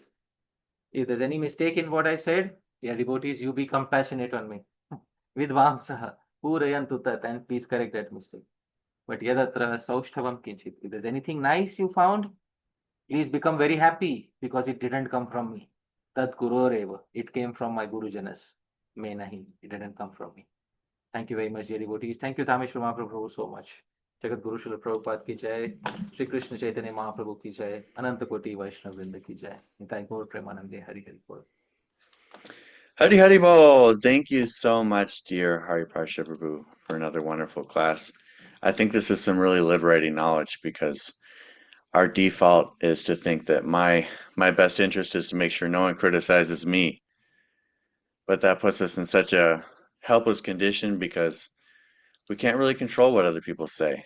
Right. And also, the more that we're focused on other people, the less we're working on our own characters, and we might give them lots of material to critique. But the knowledge you've given us really frees us from that helpless and frustrating dilemma because we start to see that the one who criticizes is really hurting themselves. And we have the power over our own speech, our own lives, our own characters. And so we can start to feel empowered by changing our focus and realizing that everything comes from God. Thank you, Prabhu. So thank you so much for this wonderful, enlightening knowledge. It's super valuable and practical. We're going to go now to questions and answers. And before we do, we want to send an invitation for anyone who might be listening on YouTube right now. If you would like to join the live classes, please just send a email to the email address you see on the screen and make sure to include your WhatsApp number and your country code, and we'll add you to the WhatsApp groups where we send out invitations for our live meetings. For the questions and answers, we do have some guidelines to keep things within certain parameters because there's a lot of enthusiasm for questions, which is good, but we are unfortunately limited in our bandwidth. So please only ask questions related to today's class. You might have a lot of things on your mind, a lot of great questions, but unfortunately we're only taking questions about today's class. We want to avoid loaded political type questions which bring up particular people or institutions. We want to keep our questions on a level of principle rather than application to particular instances. So in other words, don't say, well, you said we shouldn't do this, but this person does it. So what do you think about that? That kind of question we want to avoid. Next, we want to make sure everyone gets a chance to ask questions, so please just ask one question at a time. If you want to ask a short follow-up question, which just clarifies the answer to your initial question, you can do that. But we don't allow a second, third, fourth, or fifth question. And the follow-up question is not an entirely separate question. It's a clarifying question about the answer to your first one. And lastly, if you think that the answer to your question might be very technical and requiring a lot of detailed or very specific research, for example, if it's about a certain word and a certain text, you might want to put that in the WhatsApp group instead, so that Hari Parsha Prabhu has time to look that up and respond to you in writing rather than in real time. And lastly, this is a informal environment, and so we'll just keep our questions informal. So anything else that you'd like to add, Hari Parshad Prabhu? No, Prabhu. Thank you so much. Let's begin. All right. So our first question is from Vishvarupa Prabhu. Hare Krishna Prabhuji. Am I audible? Yeah. Thank you so much, Prabhu, for your wonderful class. I hope your health is okay right now. Yeah, my And health was okay. yeah, and I really like how you connect all the parts of the Shastra, even though we read it, like especially the Kalaha, that wherever many people are there, there will be Kalaha. So to bring that Kalaha to mean that even this criticizing is also, it can also mean Kalaha. So these things are very small nuances that we miss sometime while reading. So thank you for bringing out that. My question is that this criticism, you said that the seed of this is raga for success. So my question is that sometime taking the goals of bhakti, we have some mindset like, let me have, we should have at least a bit of stability in our personal life, so that our bhakti can, we can perform our bhakti smoothly. So for this stability, we sometimes desire some success in our life. And of course, that this is, I accept that this success, this desires also sometimes turns eventually to ninda of other devotees or other any person. So what is, how can we set a line to our goals or to our mahत्वाकांक्षा or Our what we aspirations. desire, Yeah. our aspirations, taking our goal as bhakti only. So what is the line for that? Well, the moment one starts thinking that a certain amount of prerequisites are there for me to be happy in bhakti, one is putting certain prerequisites to bhakti, which in fact doesn't have any prerequisites. Let's say all of our plans are upset and we fall into a very difficult situation. So the devotee should have a guru who can teach them how to favorably and happily execute bhakti even in those situations. Because, as I said last time, what is happiness and unhappiness? I had specified last time. Actually, happiness is also unhappiness. And unhappiness is also happiness. There's not much difference. And do you want to know how? Because happiness is happiness when it comes. Happiness is unhappiness when it goes away. Unhappiness is unhappiness when it comes. Unhappiness is happiness when it goes away. So when we set a certain amount of goals for ourselves, basically we are making some plans for some happiness.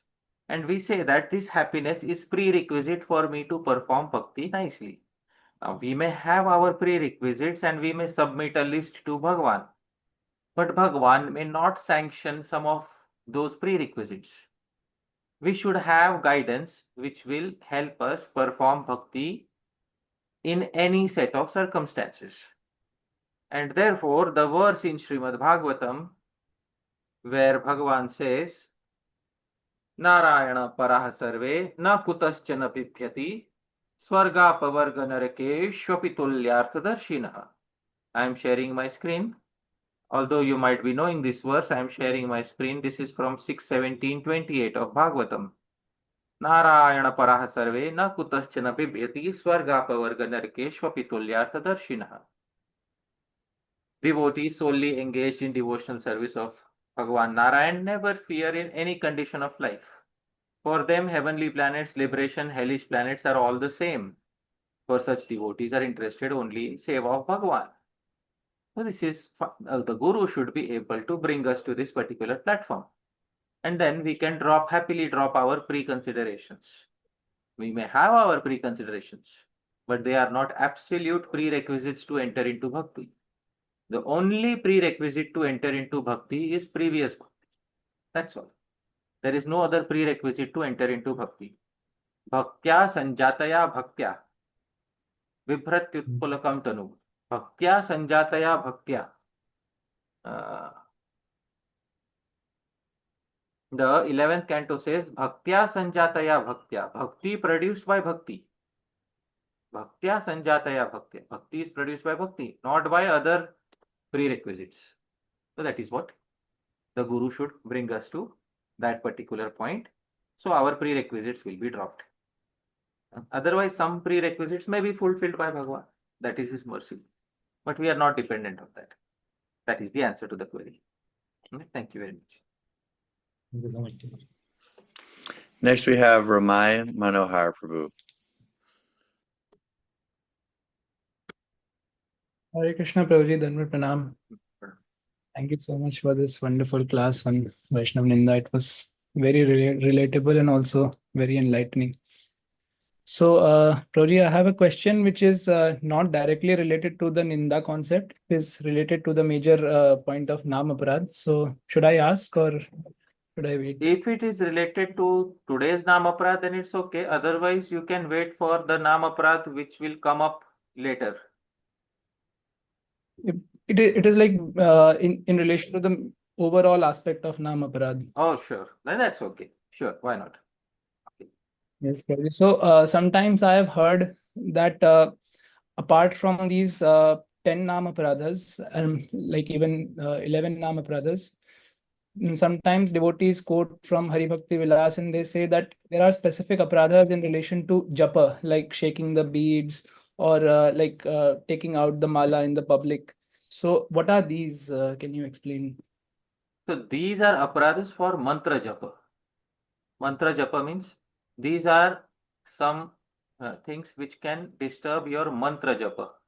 Mantra is basically specific mantras which you take from, which are taken from tantric or Vedic sources. But for Bhagavan Naam, that is a recommendation. It is not a compulsion. So a recommendation is that you don't shake your head vigorously while chanting. It's a recommendation. Don't shake your head vigorously. It's there in the Hari Bhakti Vilas. Shirohakampi, one who shakes his head vigorously, the mind will be disturbed. So that is a recommendation. Don't do that. Shastra says, don't do that. And then these are recommended, but they are not absolute considerations when it comes to japa of Mahamantra or japa of Harinam. Although they are good recommendations. Right? So take them as recommendations. Otherwise, if we take them as compulsory rules and regulations, then it will go against the fact that there are no rules and regulations specified in Shastra for utterance of Harinam. All right, so that is, we have to take them as recommendations, not as absolute rules. So that is the answer to the query. Thank you so much, Prabhuji. Hare Krishna. Hare Krishna. Next, we have Adhoksaja Krishna Prabhu. Hare Krishna Prabhuji, Dhanvar Pranam. Thank you so much for such wonderful and detailed class. So, Prabhuji, my first question is, in the beginning, Satam Ninda, very specifically word was used public criticism. Right. So why only public, and what is the boundary conditions of public? Yeah. So usually criticism can also be private, but mostly when criticism is defined by Sridhar Swami, he says Nindanam dosha kirtanam, to perform kirtan of somebody's faults. So I wrote it as public criticism because mostly when a person tries to harm somebody else, they can also harm somebody privately by critiquing privately, but mainly public. So the main intention is that the public should come to know about his character and his bad qualities so that his sphere of influence is reduced. But otherwise, you are correct. Private criticism is also what to speak of private criticism. It begins from mental criticism.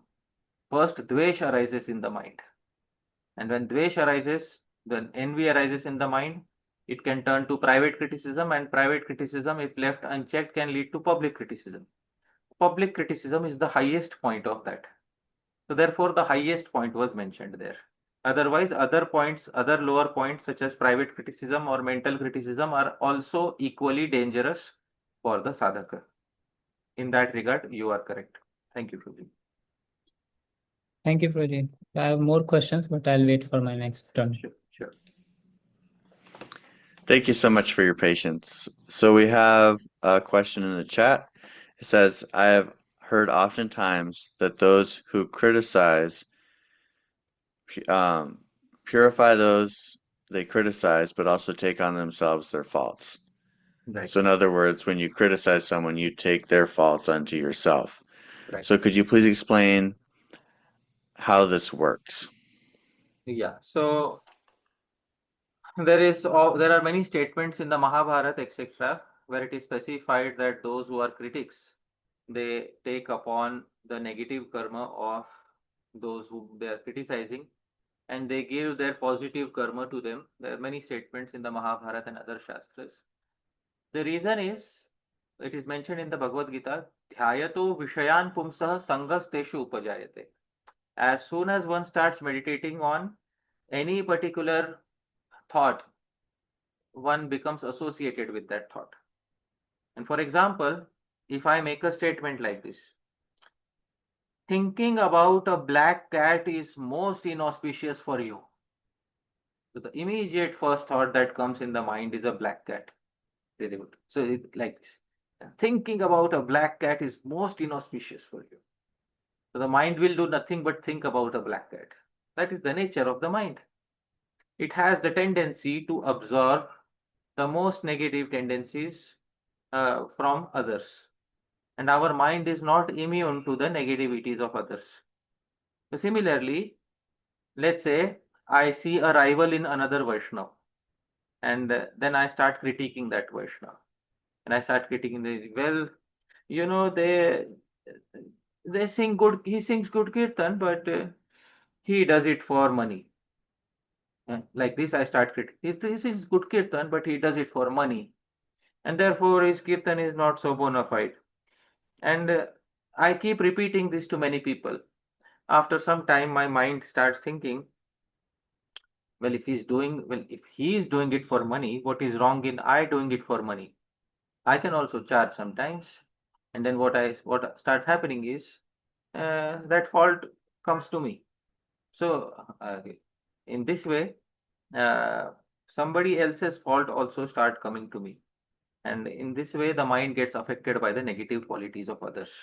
There is a very famous statement by Aldous Huxley, who's an author. And Aldous Huxley makes a very important statement where he says that every crusader is bound to go mad. Let me try to find this statement. Aldous Huxley has made a statement about this. He wrote a book called The Devils of Loudun, Loudun. where Aldous Huxley says the effects that follow the constant and intense concentration upon evil are always disastrous. Those who crusade, not for God, but against the demons in others, never succeed in making the world better. No man can concentrate his attention on evil or even the idea of evil and remain unaffected. To be more against the demon than for godliness is exceedingly dangerous. Every crusader is apt to go mad. He is haunted by the wickedness that he attributes to his enemies. This wickedness becomes sort of a part of him. So this is Aldous Huxley in his book, The Devils of Loudon. He has written this particular paragraph. So you can look it up, and this is how gradually the mind starts becoming affected by the negative qualities of others. The mind is a sponge. You feed it negativity, it will absorb negativity. That's how the mind works. So that's the answer to the question. Next, we have a question from Bhagavati Mataji. Hare Krishna Prabhu. Ma'am, Thank you for allowing me to join these classes. thank you so much. I have a question about your explanation of the underlying canvas. So if we criticize the devotee or bad quality of a devotee, then we ultimately criticize Bhagavan. Yeah. And therefore the holy name is not happy. And I kind of, maybe because I never heard this, but I kind of felt like, we're in the time of the Mahavadanya incarnation, or Chaitanya, who even forgave Jagai and Madai. So I find this difficult to, my mind doesn't want to go there. So could you give a little bit more of an explanation about that?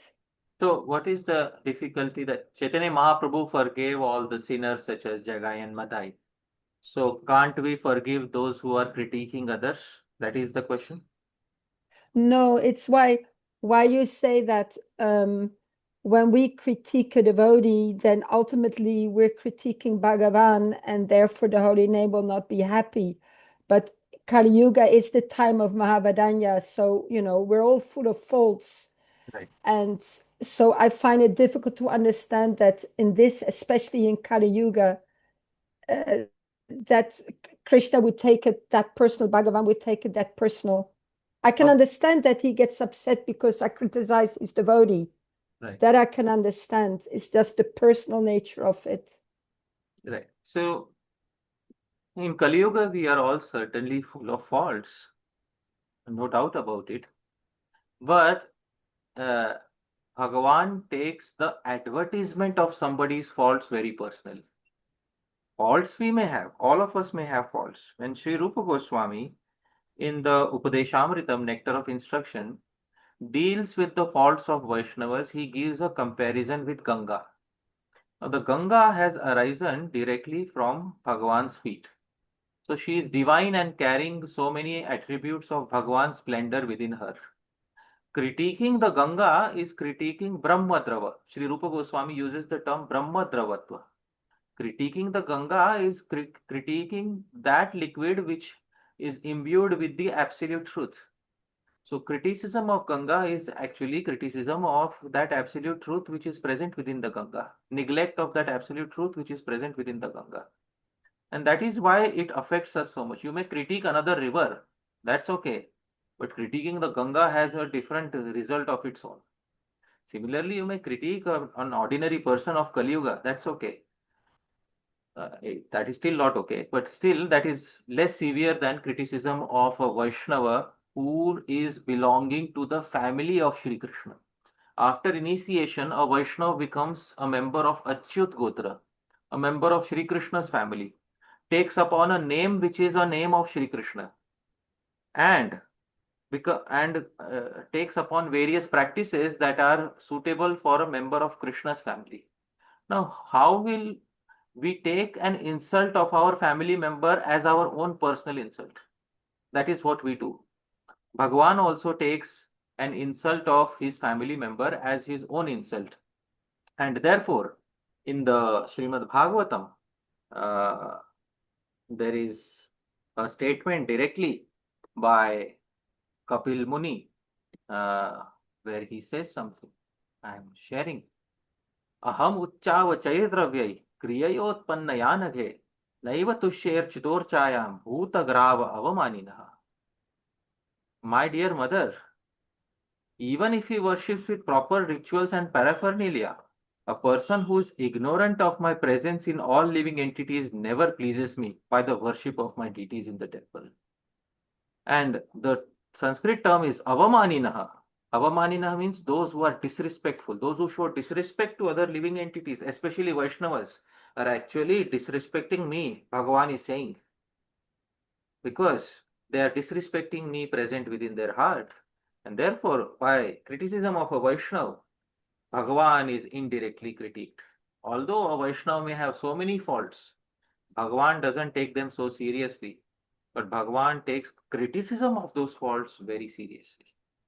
So that is the short and sweet answer to that question. There are many statements in this chapter, 3rd canto, 29th chapter, where Bhagavan is not happy and takes personally the criticism of sadhus. This is one such statement. There is previously also there may be statements like that. Vishataha, this statement I had quoted. Vishataha parakaye mam, one who offers me respect but is envious of the bodies of others and therefore a separatist, never attains peace of mind because of his inimical behavior towards other living entities. So Bhagavan gives many statements in this chapter, and that he is taking disrespect of sadhus, disrespect of other living entities very personally. So I hope that sheds some light. Yeah, especially the part where you spoke about kind of the Krishna in the heart, because that was the part where I was struggling with. I understand the part of offending devotees, but the part of the canvas of Bhagavan being behind it, and that being the offensive part. But now you explained it with, Krishna in the heart. I can understand it. Thank you. Yeah, not only Krishna in the heart.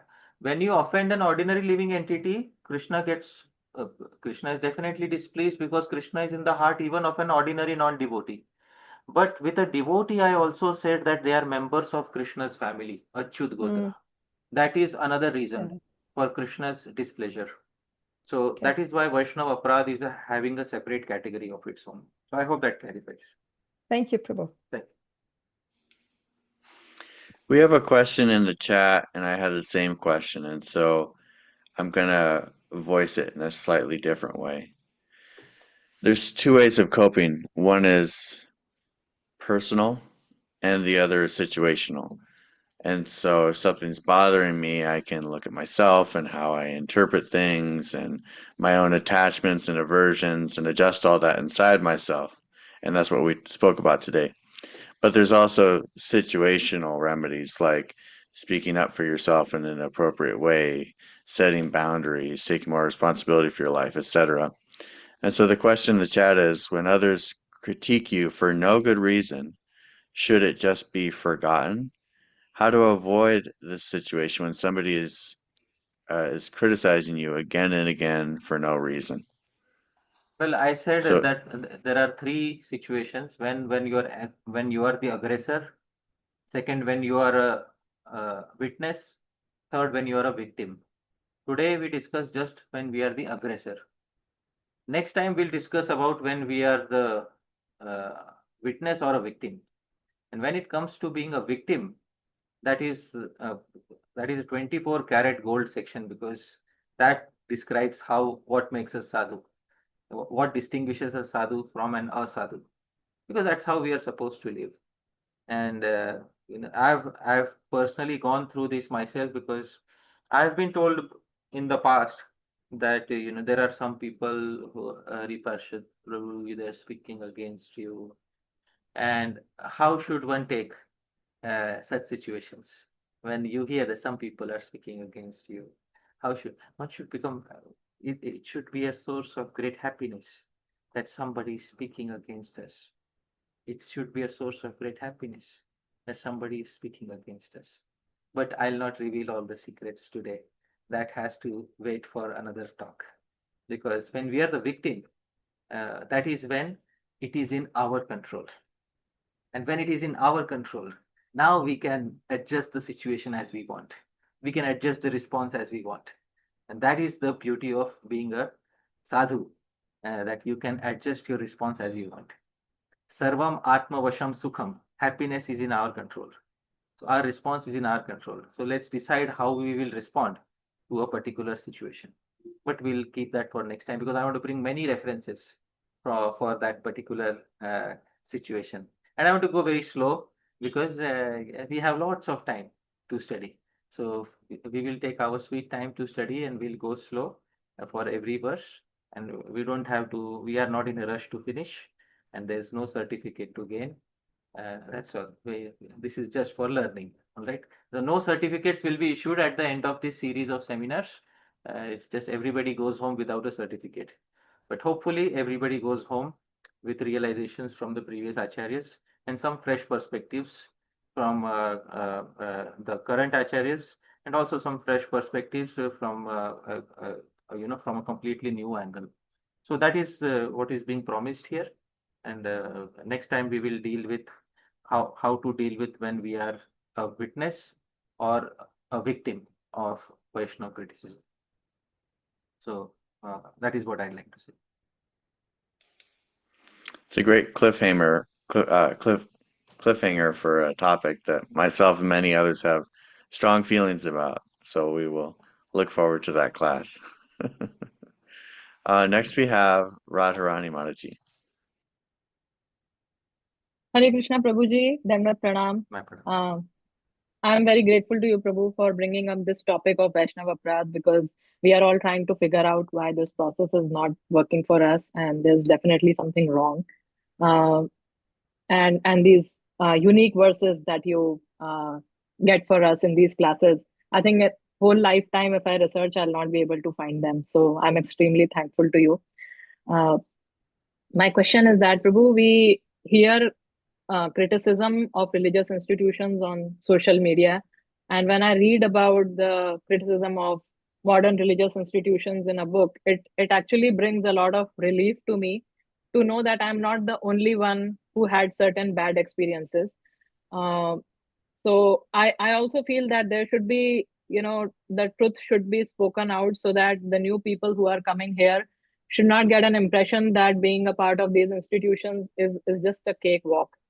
So in that way, people know that where you need to be careful, what you need to do. So I would really appreciate if you can give some guidance on whether it should be done, or whether we should hear such criticism, or if it can bring any harm, or it's okay. All right. Criticism of specific institutions will make us an aggressor. I hope you're able Okay. to understand. Mhm. Criticism of specific institutions will make us an aggressor. I told you there are three situations: aggressor, witness, victim. So if we start criticizing specific institutions, we are becoming an aggressor. Let's say today I write an article on the internet critiquing institution X. There are people in the institution who are not part of that. They are also being enveloped in that criticism. Right. There is where the fault lies. I hope you're able to understand. So that will make us an aggressor towards innocent people who are not part of that. Let's say today I write an article saying institution X is collecting millions of dollars and spending it in, worthless things. Let's say I write an article like this. But there are so many people in that same institution who are not part of that collection. I hope you're able to understand. Yes. So Yes. why are we roping in those particular individuals? Because those particular individuals will feel, when they read that article, they'll feel, my goodness, I had nothing to do with this. Why is my institution being critiqued like this? Because I Okay. identify with my institution. So being an aggressor is certainly full of risks. Now, if a particular institution is being critiqued and you are a witness, that is a different situation. in that situation, if we are intelligent, we can remove the name of the institution, we can forget the name of the institution, the criticism that is being done, is it something which Shastra warns us about? Because Shastra will also warn us that in gatherings of people, especially devotee gatherings, two things we should be very careful about. Dhana and Shishya. Dhana is wealth, Shishya is disciples. Collection of wealth and collection of disciples. Is this criticism surrounding collection of wealth or collection of disciples? If yes, Shastra already told me about it. I don't need to read the article. I would rather read directly what Shastra says. Because Shastra will explain without rag and dvesh, without personal enmity. Whereas articles will explain with rag and dvesh, with personal enmity imbued in the article. So we should learn from a person who's free from rag and dvesh, who's free from personal attachment and repulsion. So Shri Rupa Goswami will teach us what to take care of when we are joining an institution. Shri Rupa Goswami will tell us that in an institution, there are people who will portray accumulation of wealth as bhakti. In an institution, there are people who will portray accumulation of followers as bhakti. But these two are far away from Uttama Bhakti. The Shri Rupa Goswami's direct statement, because I should not quote I should not say something and such a big thing without showing a proof. So I'm going to show a proof directly to you where Shri Rupa Goswami is speaking about this very specific topic. And Shri Rupa Goswami says, and I will share my screen so that we can all have a look.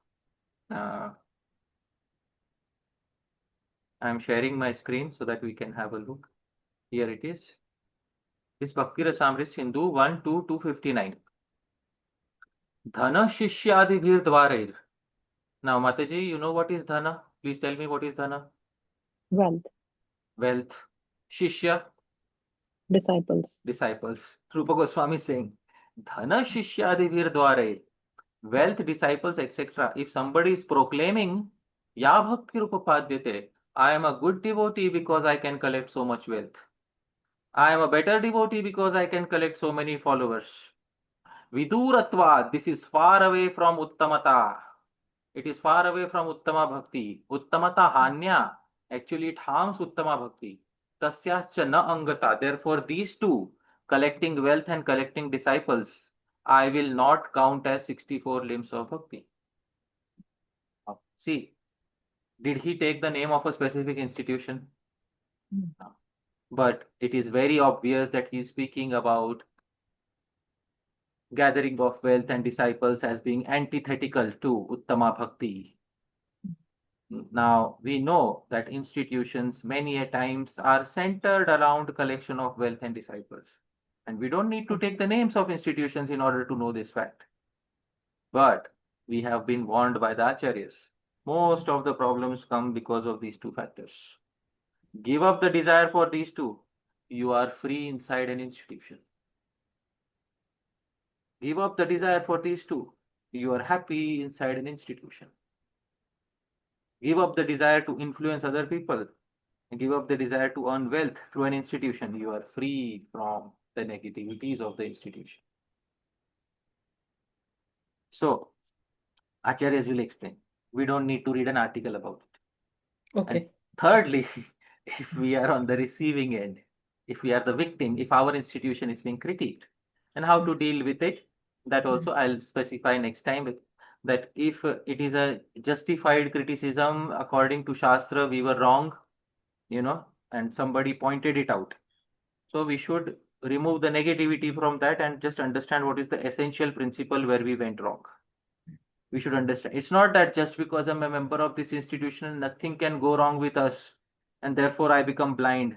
No, Right. time is a good teacher. Time will tell us where we went wrong. Therefore, it's very important that if somebody has critiqued us, remove their rag and dvesh. If you have the capacity, remove their rag and dvesh and see what is the essential point being made behind the criticism. If the essential point is rooted in Shastra and the previous Acharyas, take that point.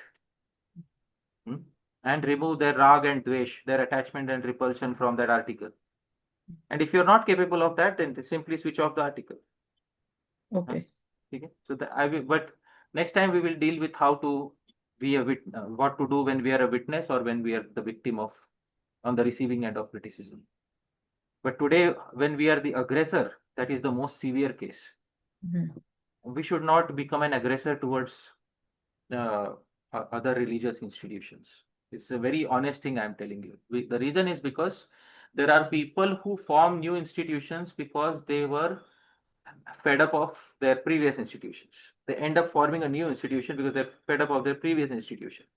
And they dedicate their new institution to being the antithesis of the previous institution. Not realizing the fact that in the very process of forming a new institution, you are forming an institution.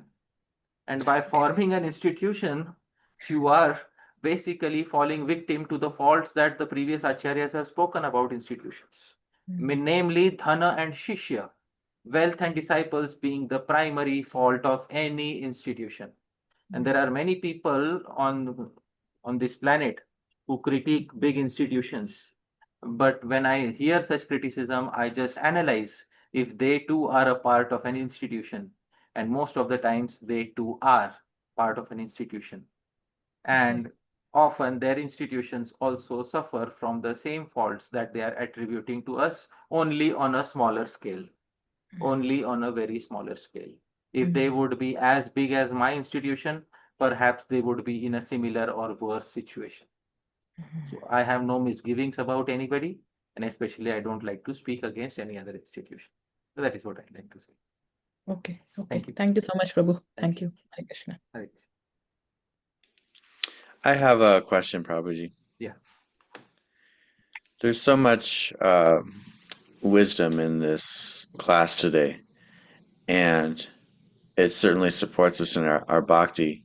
We could say even some of it could be valuable to non-devotees. Some of it could be universalized in a secular context. Yeah. I'm able to find a lot of theological and devotional value in bhakti scriptures. And at the same time, I think that more universal wisdom texts from the Vedic tradition from India have not been as popularized. It makes it a lot easier for me to find more practical or psychological wisdom in Western texts, whether they're modern or old. Do you have any recommendations about how I could find some of that in the Vedic tradition? All right. See, what is happening in the modern world is that anything good is immediately commodified. That is what is happening in the modern world. That you find a good principle, you can commodify it. For example, for long pranayam, which is one of the most beneficial practices in Ashtanga Yoga. Now it has a modern name. They are calling it regulated breathing or something like that. And they're taking the same thing, pranayam, they're commodifying it, and then they are just giving the ratio for Purak, Kumbhak, and Rechak, which we had discussed in Upadeshamritam, inhaling, retention, and exhaling. And then they're just removing all the references from the Vedic texts and not giving credit to it. This is what we call commodification of a Vedic text.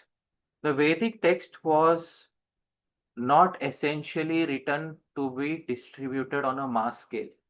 It was written to be given to an adhikari. Adhikari is who is eligible for receiving it.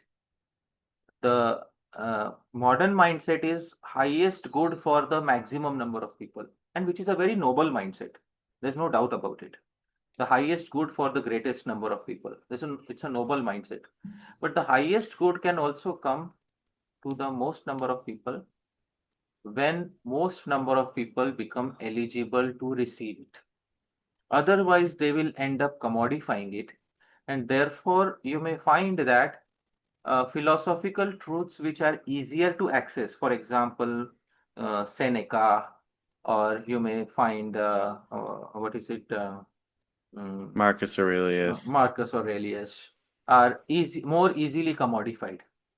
So you can compare these philosophical truths to like extracting the pulp of, let's say, a simple fruit like grape. Whereas extracting the pulp of a jackfruit is very difficult. Have you ever extracted the pulp of a jackfruit, Prabhu? I think one time. One time. Okay. Yeah. So extracting wisdom from Vedic texts is like extracting pulp from a jackfruit, because you need to have that specific entry point. You need to find the exact relevance of that, the context of that. Otherwise, you can't make sense out of it. So the reason for that is so that people don't commodify it. That is the reason why it needs to be studied under a particular guru, and a particular context needs to be brought out, or the recipient should also be there. So it's, in a sense, it is good. In a sense, it is Thank good. you. But in another sense, if there are some principles, as soon as you secularize some principles, you remove the mention of the absolute, the connection of the absolute truth with them, and then it starts withering away gradually. Right. And in the Chatushloki Bhagavatam, it is said that Ritertham yat pratiyeta na pratiyeta chatmani tad vidyadatmano maya yatha bhaso yatha tamaha. And this I will share my screen so that the meaning of that is shown. Whatever appears to be of any value, if it is without relation to me, has no reality, know it as my illusory energy, that reflection which appears to be in darkness. And ultimately it ends up taking the mind in another direction of material energy, from where the mind comes back to wherever material energy wants to take us. So the effect is not permanent, because the connection with the absolute truth has been broken. And because the connection with the absolute truth has been broken, therefore it just takes you to another place in the material world, from where you come back in the material world. That is what is missing in secularization of Vedic texts. Wonderful answer. I'm going to come back after we take questions from some other people. Sure. Next, we have Manjari Mataji.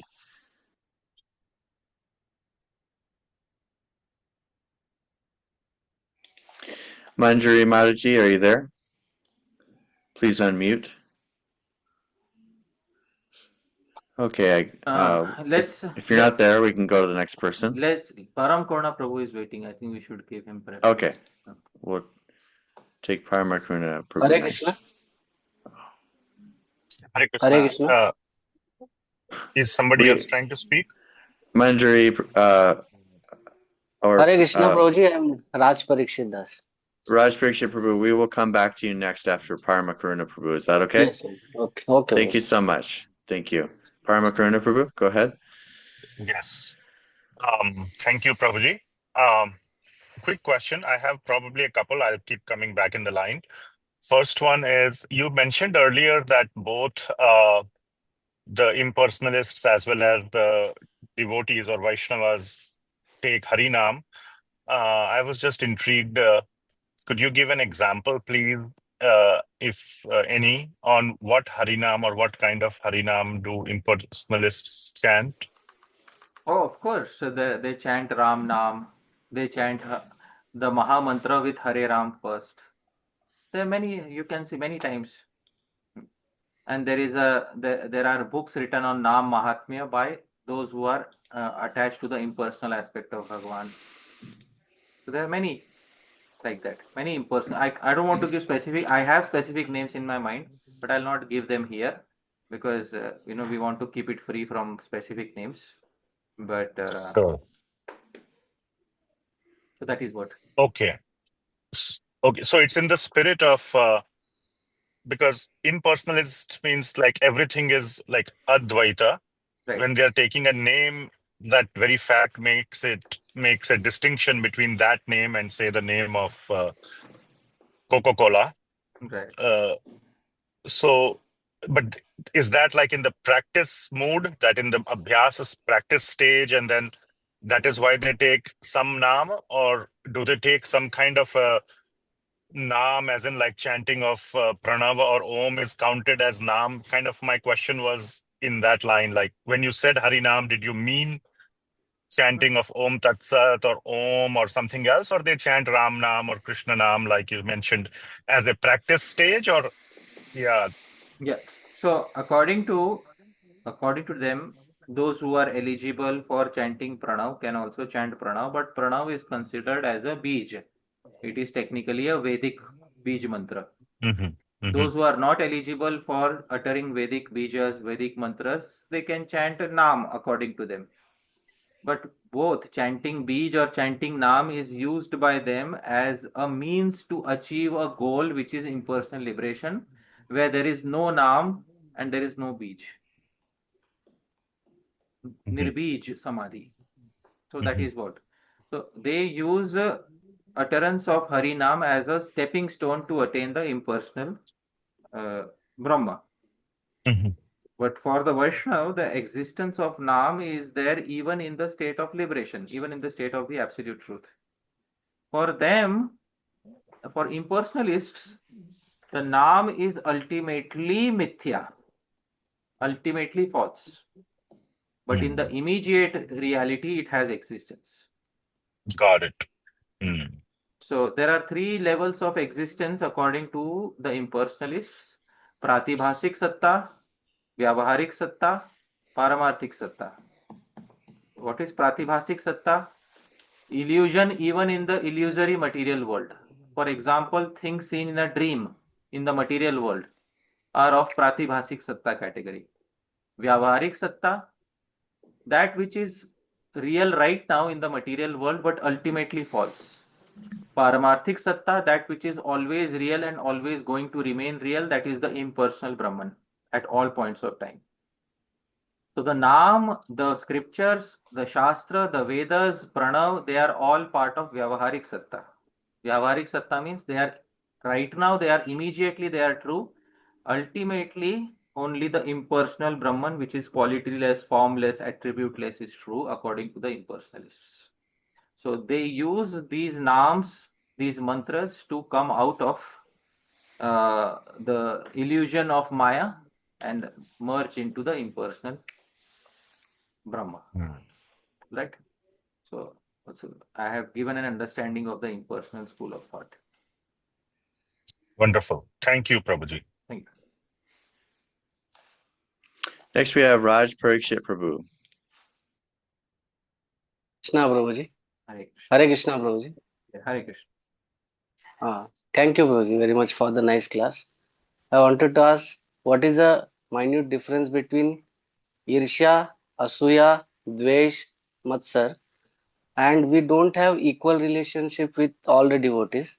So it may be difficult for us that whenever we meet Vaishnava, that we should be happy. Can we take the first question first? Yes. So You said what's the difference between Matsarya, Dvesha, what were all the words? Irsha and Matsar. Irsha and Matsar. Asuya.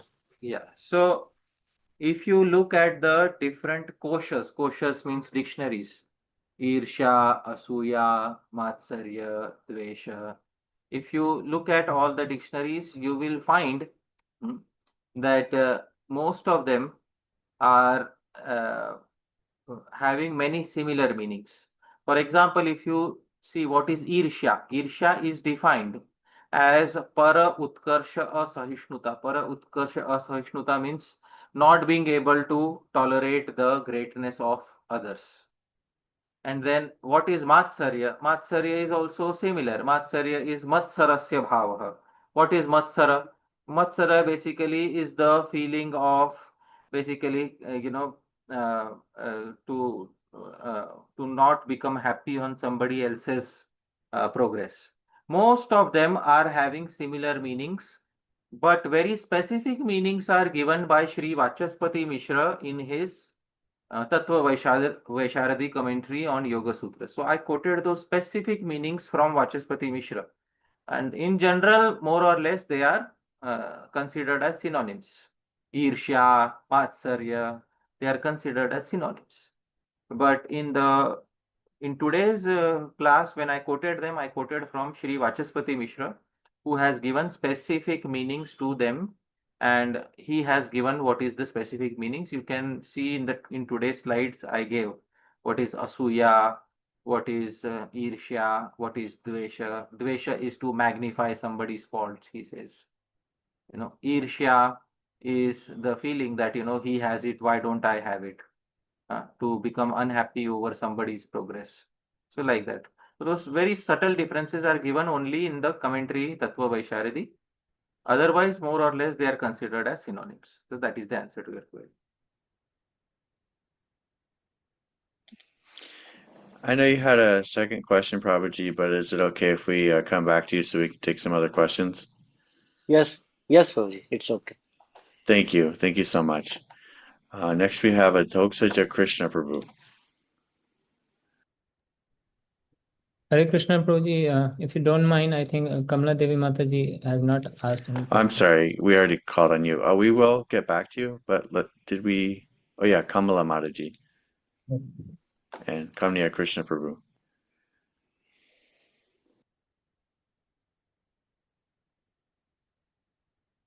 Hare Krishna Babuji, then Hare. from My Bhagavad friend. Since at your lotus feet and record palm to all the Vaishnavas and Dhāmeśvara Mahāprabhu especially, who is doing wonderful seva for all the Vaishnavas from the different parts of the world, Babuji.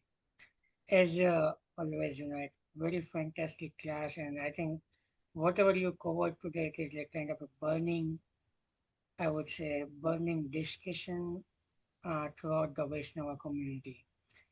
So, Babuji, my question is, you mentioned that from raga, isha comes and then like basically the 6 things, right? So at first place, how we can avoid the raga itself? Then I believe, if I'm understanding correctly, then all these things, 6 things can be avoided if the raga itself doesn't come. All right. So how do you avoid rag? Rag is attachment to that material happiness. How do you avoid that rag? So it's a very simple thing. In the commentaries to Yoga Sutra, in the yoga tradition, it is described how to avoid rag. And how to get rid of rag. Rag is attachment to some sort of material enjoyment. I hope you're able to understand. Rag is attachment to any sort of material enjoyment. How do you get rid of rag? Now, let's say this will also come up in a future verse, na dhanam, na janam, na sundari. Now, let's say Sundari. On the street, I am walking and I see a very beautiful woman. Rag. Attachment. The mind starts thinking, maybe I have a future with her. And that's how the mind thinks, maybe I have some happiness with her. Now, how to avoid rag? So, the immediate remedy for avoiding rag is dosha darshanam. Dosha darshanam means to see the faults that are definitely going to come if you give in to the rag. I hope you're able to understand. Can you repeat, Prabhuji? The first step is dosha darshanam. Dosha darshanam means to see the faults that will come on succumbing to that rag, to that attachment. For example, I'm walking on the street. There is a beautiful lady coming, and the mind thinks, oh, maybe, why don't you, she looks very beautiful. Maybe you have a future with her. Why don't you consider speaking to her? Isn't it? Immediately, dosha darshanam. Well, she is also a human being. A human being is a complex network of rag and dvesh, isn't it? You are entangling yourself with a person who is a complex network of rag and dvesh. Are you prepared to handle their rag and dvesh? Don't simply go. Handle mine only. Of course. See, dosha darshanam. I hope you're able to understand. So there is a statement in Shastra, there is a statement in Smriti literature. I'll type it out. Okay. So Vairagyam dosha darshanat. What does it mean? It means by seeing faults, detachment arises. All right. This is step one. By seeing faults, detachment arises. Now, this is step one. Next step is Vairagyat dosha darshanam. By detachment, see faults. The opposite. I hope you're able to understand. So I'll put it in the sequence, correct sequence. See here, this is the correct sequence. Vairagya dosha darshanam and Vairagyam dosha darshanam. Now let's understand this very nicely. Vairagyat dosha darshanam. By detachment, see faults. Today I told you, for example, today I told you, let's say Kamaniya Krishna Prabhu, hypothetical situation. You are unmarried. Let's say you are not married. Okay? And you, let's say I am teaching you. I tell you that with any person, if you get entangled, you are getting entangled with a human being who has rag and dvesh. And because you are going to get entangled with a person who has rag and dvesh, it will cause you suffering. So by theory, learning this theory, you are walking on the street. By walking on the street, then when you see somebody who's attractive, you, by that theoretical detachment, you start seeing faults. I hope you're able to understand. But this alone will not convince. Sometimes you undergo a practical experience of miseries. And then you see faults in practical life. And after seeing those faults in practical life, detachment arises. So theoretically, by detachment, see faults. And practically, by seeing faults, detachment arises. So then, let's say I have a guru who tells me, Hari Parshad Das, attachment to any individual is attachment with their raga and dvesh. So see this fault and don't get attached. This is step one. By detachment, see faults. Then still I get attached to somebody, and then I practically experience, oh, how painful it was. And then now I have practical experience. Now by seeing faults, detachment arises. So both should happen. I hope you're able to understand. Now then rag will not arise, because now I have practical experience. Oh my goodness, no. And therefore, when Krishna says in Gita, then we will have that practical experience of that. What does Krishna say in Gita? Bhagavan says in Gita, Yehi samsparshajab hoga tukhayo naya evate adyantavanta kaunteya na teshu ramate buddha. Yehi samsparshajab hoga tukhayo naya evate. I'll explain shortly in Hindi, then I'll explain in English. In Hindi, I will explain very quickly. इंद्रियों के विषयों से जो संपर्क होता है, any contact of sense with sense objects, दुख योनय, वो दुख का ही मूल है, दुख ही उसमें है. It contains nothing but misery. Any contact of senses with sense objects is nothing but misery. Do you believe me, Kamani Krishna Prabhu? Yes. How? But when you are contacting a sense with sense object, is it misery or happiness? It's happiness. Temporary. Temporary, but it is happiness, isn't it? So, temporary can't water down happiness. It is happiness, isn't it? But no, it is also unhappiness. Why? Because the moment you start experiencing that happiness, the unhappiness of it going away starts entering into your mind. So that unhappiness is already partially mixed in your happiness. For example, if I see a beautiful girl on the street, I have not yet started speaking to her. For this time, I am considering maybe I'll speak to her. The moment I start speaking to her, I want to make her mine. I hope you're able to understand. I want to make her mine. And as soon as I want to make her mine, the thought that maybe she will not become mine is already causing me unhappiness from the very beginning. I hope you're able to understand. So this is, in the beginning, it is unhappiness. And then let's say she becomes mine. After she becomes mine, oh, she should not go away. That thought is causing me unhappiness. And after one day after, she's definitely going to leave me, either due to old age or due to some other circumstances, the remembrance of her is definitely going to cause me unhappiness. So, ye hi samsparshajab hoga dukkha-yonaya evate. From beginning to end, any so-called pleasure was mixed with unhappiness. Adyantavantakom na teshu ramate buddha. Therefore, an intelligent person will not participate. I hope you are able to. So this is how an intelligent person avoids rag. That is the intelligent person, how he or she avoids rag.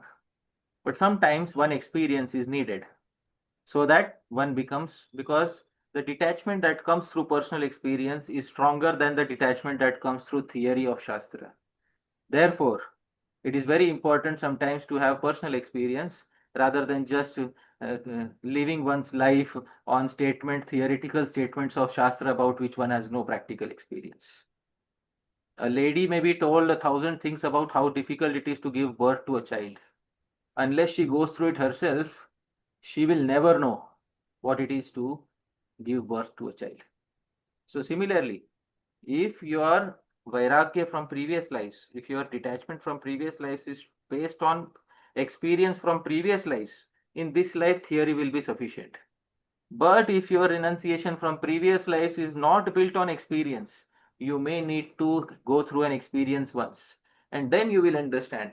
Ye hi samsparshajab hoga dukkha yonaya evate.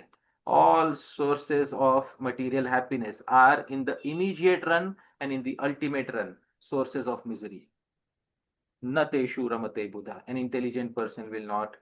So next time I will see a beautiful girl, I may say, well, she's beautiful, but the canvas underneath her beauty is Shri Krishna. Let's just keep it at that and move ahead.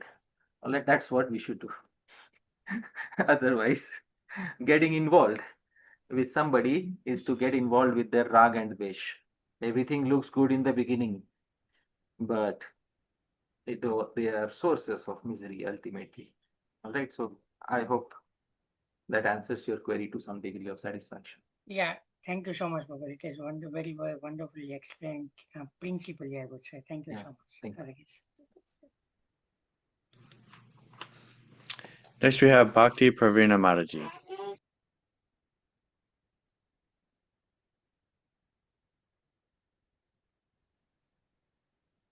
Hare Krishna. Dandavat Pranam. Thank you for the wonderful Katha, Prabhu, and I'm happy that you decided to again discuss the Nama Parathas, and I'm sure all the other devotees are also very much looking forward to these new points of view and how to overcome them, because even after Upadeshamritam, there's still so many things to in my personal practice of chanting Harinam that I feel I wish to improve.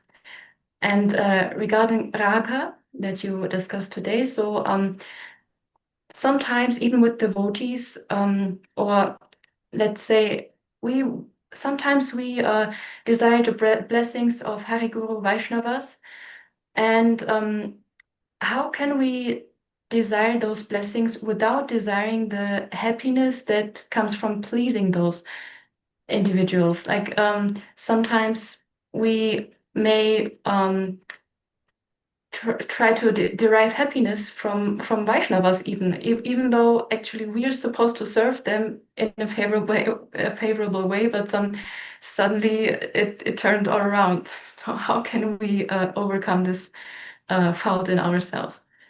Thank you. Dhāmeśvara Mahāprabhu, were you able to understand the essence of the query? No. Can you rephrase the query in one or two sentences? Yes, sure. So sometimes we wish to get the blessings, or in the direction of Krishna Prema from Guru and Vaishnavas, and then we just, according to Shastra, also we try to serve them, but because I think I got it. I'm sorry to interrupt you. Could I yes, try to guess what your question is, and you tell me if I'm correct? yes, of course. You're asking how can we aim to please our superiors without being overly dependent on their validation? Exactly. Thank you so much. Okay, Yes. that's the question. So Yes. how can we please our superiors without being overly dependent on their validation? Well, pleasing of superiors is done by one's sincerity in one's attitude and one's following the instructions of Shastra. One may be situated at a great distance from one's superiors, but a sadhu has faith that as long as I am following the direction of Shastra, I am pleasing the Chaitya Guru, the Guru within the heart. And the Chaitya Guru is also a Guru. And the Chaitya Guru is also very closely connected to the Samashti Guru, Shri Krishna, Shri Balram, the Samashti Gurus. So by pleasing Chaitya Guru, by acting in accordance with the Shastras, I am pleasing Chaitya Guru and Samashti Guru. And whenever it is easily possible, I will also try to render service to Vyashti Guru. Because Vyashti Guru is limited by time, place and circumstance. Service to Vyashti Guru is limited by time, place and circumstance. Service to Chaitya Guru and Samashti Guru is not limited by time, place and circumstance. Whatever is in the control of others is misery. Whatever is in our control is happiness. 24-hour service to Chaitya Guru and Samashti Guru is in our control. But service to Vyashti Guru, individual Guru, is not fully in our control. Therefore, instead of being unhappy about what is not in our control, one should instead try to be happy with what is within our control. And that is service to Samashti Guru and Chaitya Guru. And that service is rendered by becoming a sadhu according to the directions of Shastra and serving the Guru. Now, Srila Prabhupada often used to say that it is good to have service of Vyashti Guru and have their validation. But one should also not become a fly on the lap of the king. That is what he would say. That the fly sits 24 hours on the lap of the king, but is ultimately leading to the displeasure of the king. Instead, one can render service to Samashti Guru and Chaitya Guru by becoming a genuine sadhu, thorough sadhu in one's attitude, behavior, example, without the need or desire for recognition. Chaitya Guru, Samashti Guru don't require us to become a popular sadhu for recognition. They recognize even the unpopular sadhus who have never even come once on camera. So they recognize even those sadhus. So let's become a sadhu in the estimation or the validation of those gurus. And definitely, by becoming a genuine sadhu, sooner or later, Samashti gurus will also be pleased. No doubt about that. So that is my reply to the query. Thank you so much, Prabhu. Okay. Rangadev is here. Dhāmeśvara Mahāprabhu, if you are Yes. busy, then I can take over. I will be just fine for now. We have a few questions in the chat, which I think are specific to very specific situations. Yeah. Probably personal situations in these devotees' lives. Would you like me to read them? Maybe we can kind of put them together. Yeah, if it's not too personal and not institution specific. Okay. What if I don't criticize out loud? What's the first one? What if I don't criticize out loud, but I feel it and I think of it? I feel hurt by someone, and hence my mind judges them. Okay. I criticize someone, if I criticize someone, how should I atone? Will an apology save me from namaparad? Also, I only care for aparad. I don't care much for that person because I feel I said the truth, but it was critical. I couldn't accept the situation. So how much mentally at the time of apology? So how much does mentality at the time of apology factor into the removing effect of namaparad? But overall, I understand that dvesha and klesha to work on overall, yet how to deal with this now. Okay. What if I don't criticize out loud, but I feel it and think of it? It means that already there is the influence of rag and dvesh. Already that influence is there because you are feeling it. Rag and dvesh are chitta vritti. They are impulses in the consciousness. So since there are impulses in the consciousness of rag and dvesh, already the unsettlement is there within the mind, and you are affected already. Since you are affected, it is you who should do something to to rectify the situation. So the answer to that is that if you're already you may not have spoken out, but already it is there in your mind. So dveshti, that dvesha is already present in the mind. It is also one of the 6 types of Vaishnava prads. So the first appearance of Vaishnava prad has already occurred within the mind. Now it all just has to change into nindati. There were 6 Vaishnava prads. One was nindati, one was dveshti. Dveshti is presence in the mind. Nindati is speaking through the mouth. So already it is manifest. Rag and dvesh are now clearly present. So now remedy needs to be done. And what is the remedy? Immediate remedy, you may say asking forgiveness to the person. Those are immediate remedies. Ultimate remedies are to take out the thorn of rag dvesh from the heart. Those are ultimate remedies. So I would rather suggest that, okay, immediate remedies are good. Ultimate remedies are to become a thorough sadhu and get rid of one's rag and dvesh so that one remains undisturbed in the phase of such Vaishnava prads. And Bhagavan has said in the Gita, Yasman no dvijate loko lokan no dvijate chaya. He who doesn't agitate others and who doesn't get agitated by others. That is the devotee that somebody should aim to become. And we can become. But we have to follow the path that is shown by the previous sadhus. Take out the thorn of rag and dvesh out from our hearts because it is very painful. Taking it out will bring great relief. And respond properly to such situations.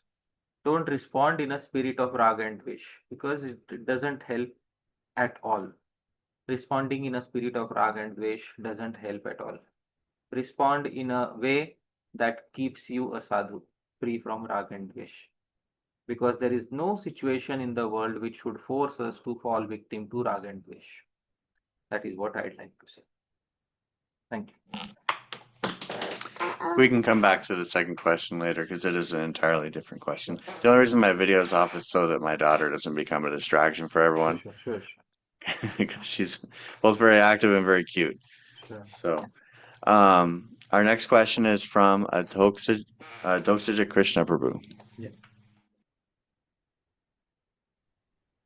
Hare Krishna Prabhuji. So, Prabhuji, my next question is, so while describing the criticism part, it happens sometimes that we criticize our superiors or equals out of frustration or because we were mistreated. and that too to devotees who are close to us. But and while doing so, there is some criticism happening. So is that also under this domain of sadhu ninda? See, we are frustrated with somebody, somebody did something wrong against us. Who did wrong? How did they become so eligible that they were able to do something wrong against us? Who empowered them to do something wrong against us? It's a very important question. Who empowered them to do something wrong against us? And there is a verse in the Gita which specifies adhishthanam tatha karta karanam cha prithak vidham. Adhishthanam tatha karta karanam cha prithak vidham vividhas cha prithak cheshta daivam chaivatra panchamam. Five causes. Five causes of any action. Adhishthanam. First is the location. That person's body was there who acted against us. Karta. That person was there. Karanam. He had instruments such as mind and body to harm us. Prithak vidham. And vividhascha prithak cheshta, the various activities that they did to harm us. But most importantly, daivam, there was providence which allowed it. Chaivatra panchama.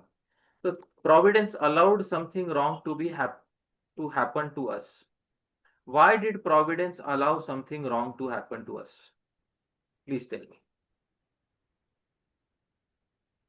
To purify me. Why amongst millions of people do I need purification? Because I am trying to become a devotee, and that will be helpful on my spiritual path. That's okay.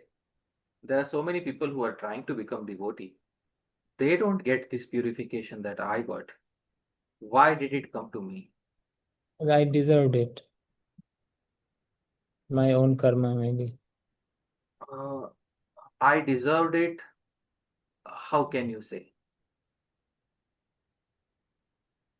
Because my sukha and dukha, they are both destined. So somebody is just becoming instrument in giving me that. All right.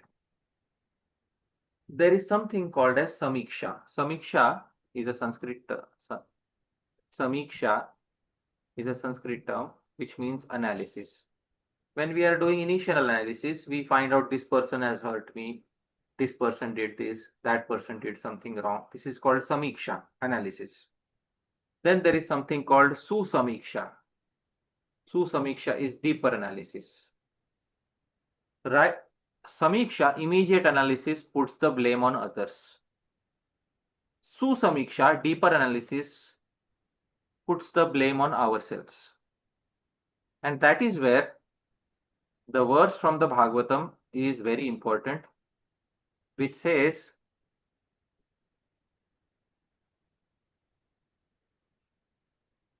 10:14:8, Tattenukampam susamikshamano. Should we perform samiksha, initial analysis, or susamiksha, deeper analysis? Susamiksha. Susamiksha. So when we perform susamiksha, when we are performing deeper analysis, we say bhunjana, that we are currently reaping the fruits atmakritam vipakam of something that we have done in the past. Atmakritam vipakam, something we have done in the past. And because we did something negative to somebody in the past, therefore we forgot. While we were doing that incorrect activity to that person, we forgot that Bhagavan is also in the heart of that person. Forgetting that fact, we committed something negative against others. Now, the same negativity is coming back to us. That time, we could not see Bhagavan in the heart of that person when we were committing a negative act towards them. Today, when something negative is coming back to me, at least can I see Bhagavan's presence in my heart at this point of time? Yes or no? Yes. Hridvag Vapurbhir Vidadhan Namaste. At that point of time, Bhagavan, even though I am suffering, you are still in my heart. I offer my pranams to you. And Bhagavan, please excuse me for that past activity, which I have no knowledge of right now, but which I have definitely committed, due to which I am the one amongst millions of people facing this reaction. Jivet, live in this way. Mukti Pade Sadaya Bhak. Then you are eligible for liberation. One who earnestly waits for you to bestow your causeless, all the while patiently suffering the reactions of his past misdeeds. Here it is where it is written in Shastra that one suffers only because of some past misdeed. When some past misdeed fructifies in the form of a negative reaction, and I have said one should become happy for one reason, for not one reason, for two reasons.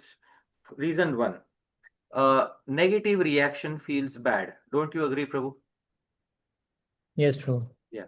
So a negative reaction is like a thorn, but a thorn is useful for taking out another thorn from the body. So this thorn is going to take out the thorn of the negative karma that was sticking to me since so many lifetimes, or since one lifetime. And this thorn of negative reaction has taken out that thorn of that negative karma. I am free from that negative karma now. Secondly, every suffering leaves you with maturity. What is the maturity, Prabhu, that we are left with after suffering through a particular situation? Can you tell me what maturity are we left with? How to tackle that situation and maybe not repeat that again, or we get the realization of what was Yeah. good. I will never behave in this way with somebody else. I hope you're able to understand. Yeah. In previous lives, when we were committing that negative activity, we did not have this realization. I should never behave like this. Now we have the realization. I will never behave with anyone like this. If we would have not gone through this negative reaction, would we ever have had this realization? No. No. So it is giving us the gift of higher realization. In this way, even negative reactions are to be seen as Bhagavan's arrangement for greater maturity in spiritual life. So then, Prabhuji, quick follow-up. Can we come back to you, Prabhuji? Yes, Prabhuji, yes. Yes. Thank you so much for understanding. I really appreciate it. I'll have to go in about 5 minutes. I can keep the class on, but my daughter's hungry. Sure. But before I go, go ahead. Yeah, if you want, I can take over the hosting. I wanted to ask one more question before I go, and then I would be grateful if you take over. Yeah. So I spoke before, and I talked about extracting, and you answered about the problems with extracting, how ultimately it detaches the wisdom from God, and that's detaching like the fruit from the root of the tree in some sense. That's understood. Let me approach the same topic from a slightly different angle. You mentioned about different adhikar's because people have different qualifications for understanding wisdom. Even in the Bhagavad Gita, we have knowledge that's general, confidential, more confidential, most confidential, and most confidential of all. And so I tend to see moral instruction, wisdom about how to live in the world, as occupying a certain level of knowledge, and that it is possible to present that knowledge without revealing its connection with God. Do we find that in the Vedic tradition? And I ask because I would really like to find more. I get a lot of value from reading the Stoics, from reading Plato, just because character is something I feel I need to work on, especially as a family man, as a person in society. I have faults in this regard. The direct instruction is very useful for me. So can I find that in the Vedic tradition also? Okay. So Vedic tradition, Vedas specifically are aiming at one particular objective, and the objective of Vedas is dharma. Now, dharma is such a term that it is difficult to give a specific term as an English translation. Some people say religiosity is the translation of dharma. To put it in more specific words, dharma is benefit in this life as well as upcoming lives. All round benefit, not only in this life, but also upcoming lives. Philosophy of this world, which you may find in the secular circles, is mainly concerned about benefit within this life. It doesn't speak much about dharma, that is benefit also in next lives. In fact, many of them may not even believe that there is a next life. So it is all about pain management and happiness management in this life. That is where the Vedas differ from other schools of thought, because the Vedas are specifically aimed at dharma. The first sutra of Jaimini's Mimamsa Sutra specifies that dharma is the main aim of the Vedas. What you get after understanding the Vedas is dharma. And now this term is a complex term because it includes all round material and spiritual benefit, not only in this life but also in future lives. Therefore, the framework of the Vedas is fundamentally different from the frameworks of other systems of philosophy, even in India, in the sense that there are systems of philosophy in India such as Charvak. Charvak is the Epicurus of India, who does not believe in the Vedas. So according to Charvak, whatever happiness is there in this world, basically. There's no next world. So Epicurean systems of philosophy, which only believe in this life, are fundamentally different from the Vedic concept of dharma, which not only believes of benefit in this life, but also benefit in upcoming lives. So that line of demarcation is what differentiates. And if Vedas start saying that look for benefit only in this life, then they will cease to be Vedas, because that is not dharma. So that is what I'd like to say. Thank you very much, Prabhuji. I'm going to hand over the hosting to you now. Sure. Thank you so much. Thank you, Prabhuji. Hare Krishna. So we'll go to Param Karuna Prabhu.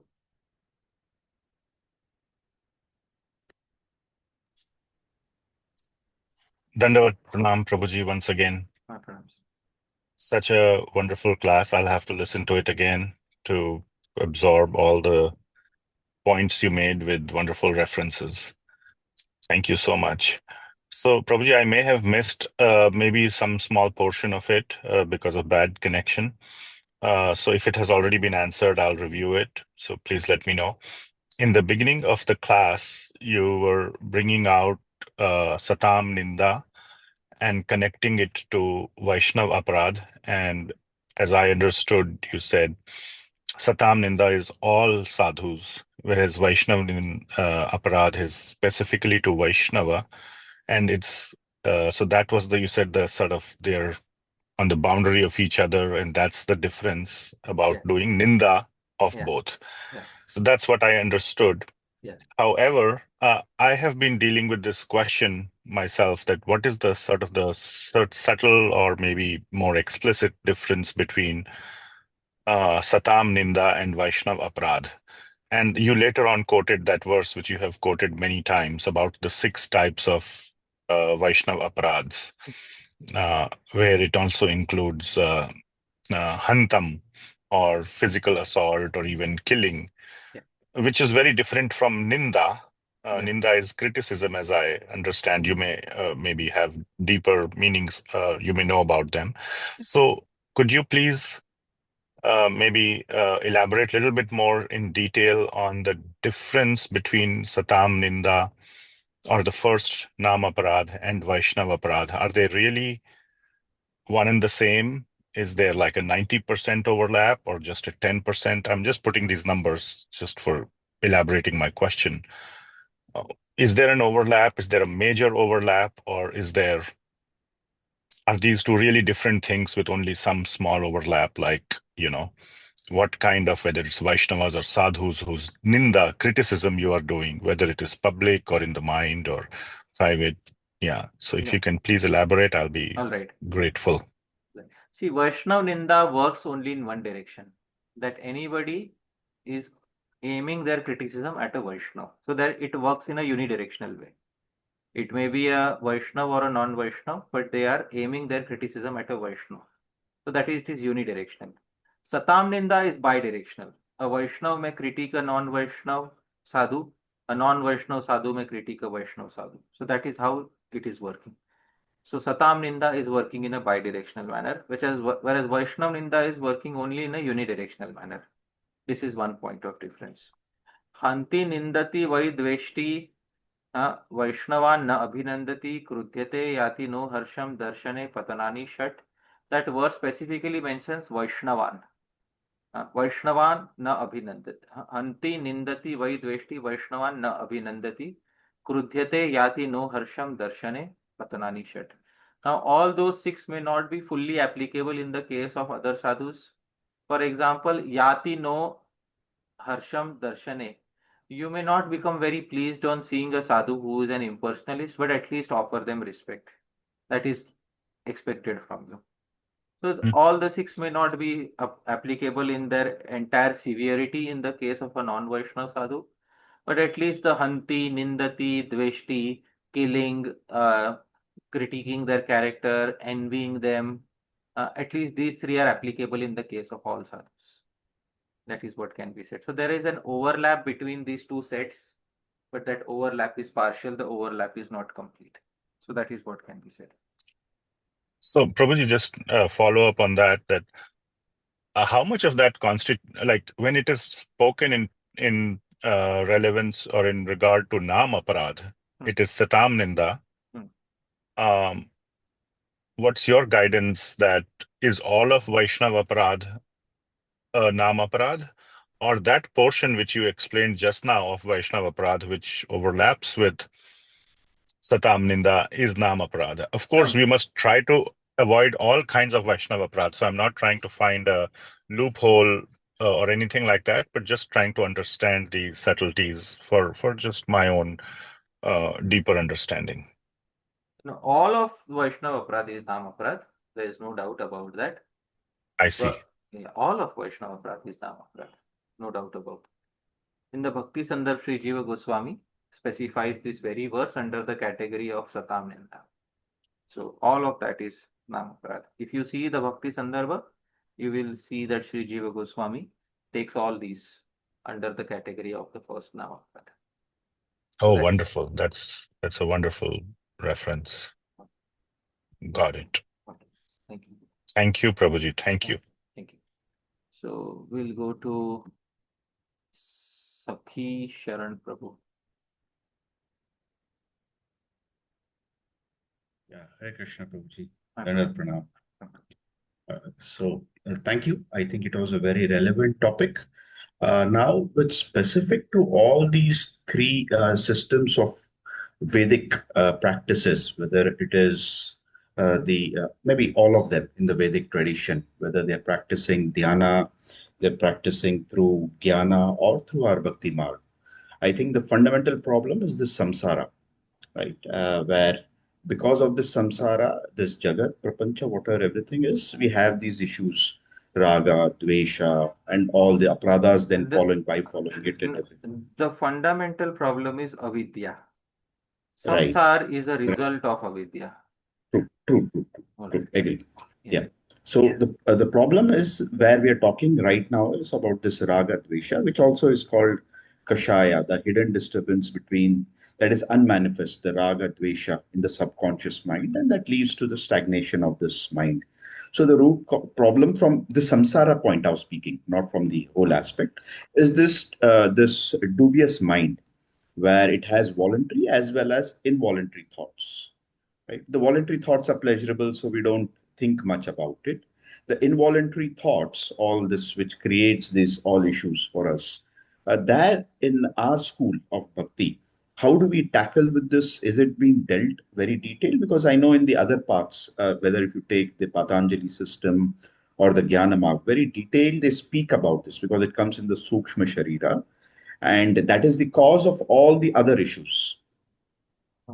So, what is our school? I think you will deal with it probably in the later classes. Our school deals with it through rasa theology. That rasa, rasa, okay. Bhakti Ras has the capability of influencing the mind in ways that nothing else can influence the mind. So Bhakti Ras is something which changes all the voluntary and involuntary inclinations of the mind and puts it in favor of Bhagavan Seva. So that Bhakti Ras is our, you can say, the main card that is played against the mind. And once an experience of Bhakti Ras is there, then the mind immediately voluntarily surrenders to the higher calling of Bhakti Ras. So, Vishaya vinivartante niraharasya dehina rasavarcham. But the desire for rasa, material pleasure, doesn't go away. But rasopi, that material taste also goes away. Param drishtva nivartate. But param kim drishtva? Seeing what higher? Param rasam drishtva nivartate. Because lower rasa can only be counteracted by higher rasa. So, rasavarcham, the thirst for sense object remains, but rasopi asya, but even the rasa goes away by param rasam drishtva nivartate, by seeing a higher rasa. But how can you see a higher rasa? That higher rasa is seen by the Brahmavadi in Shantaras, by the Dhyana yogi also in Shantaras, and by the Bhakti yogi in Dasya, Sakhya, Vatsalya and Madhurya Ras. So we see it from a rasa point of view. That is how we tackle it. I see. So we'll be dealing with it more detail as time goes on. Let's see if some specific occasion or some term in the Siksastakam comes up about it. Otherwise, maybe in some other talk I can discuss it definitely. Right.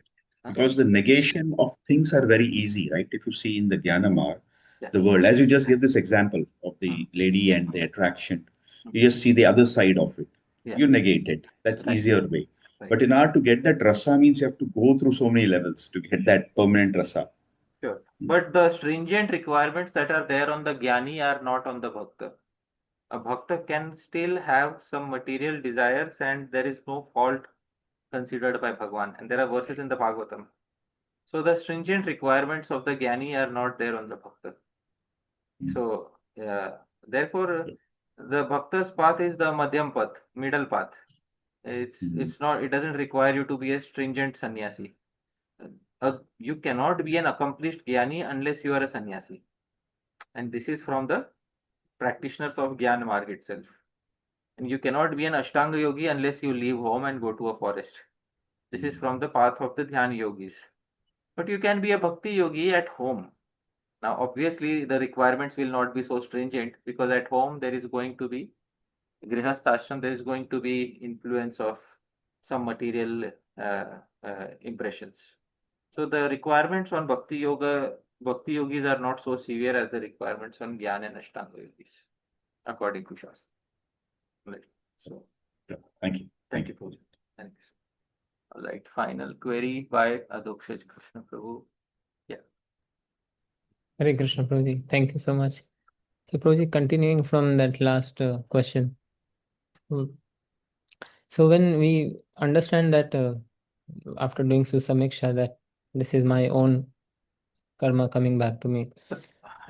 It is only a very mature person who understands that. Because it's very easy to say that I am not responsible for this.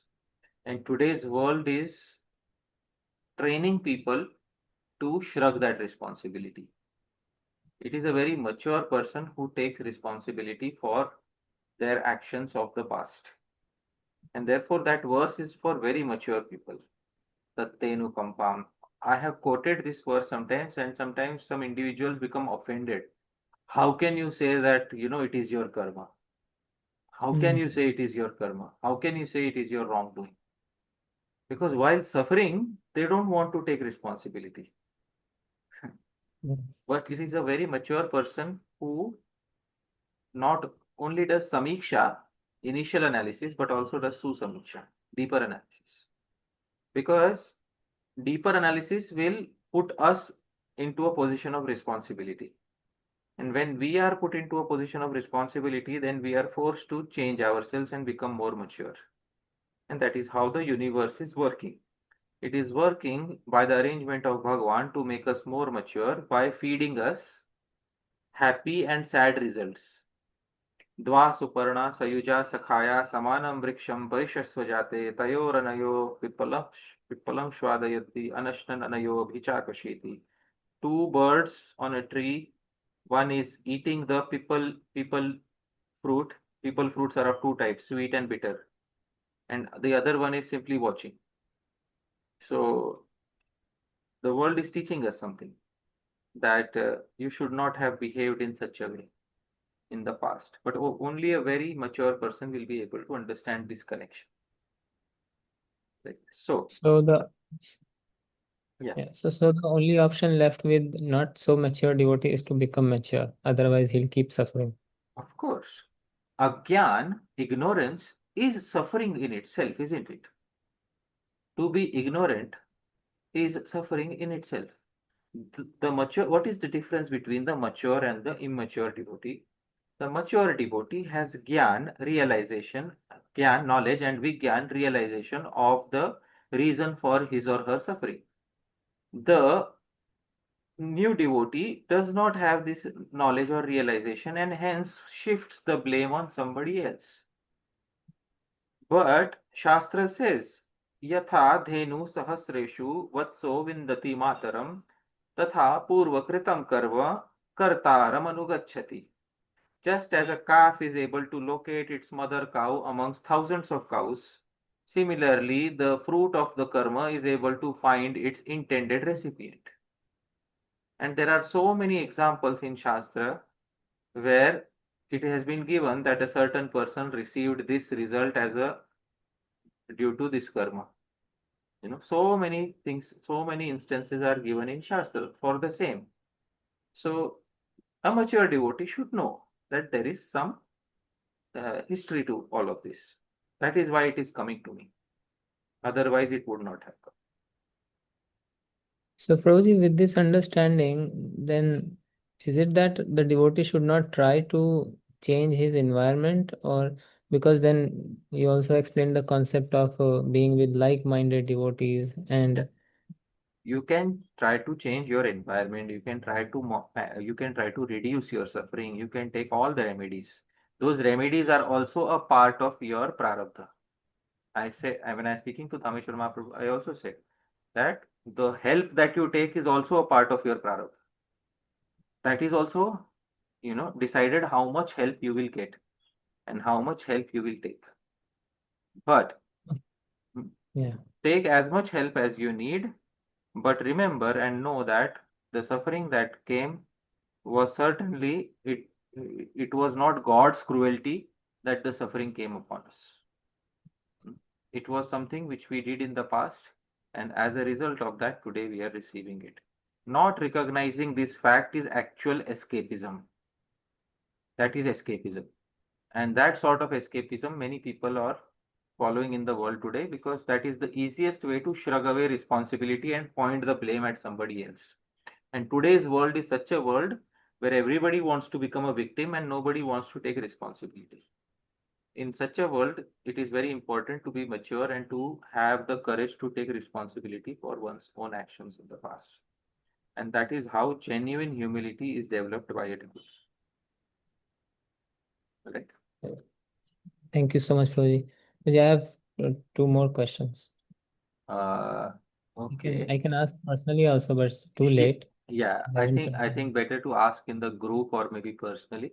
Yes, But I yes, think we'll pause here so that it's, I think, Thank you free. so much, Prabhuji. Thank you for so your much. time. Thank you Eager very debating for your personal association. Yeah. Thank you very much.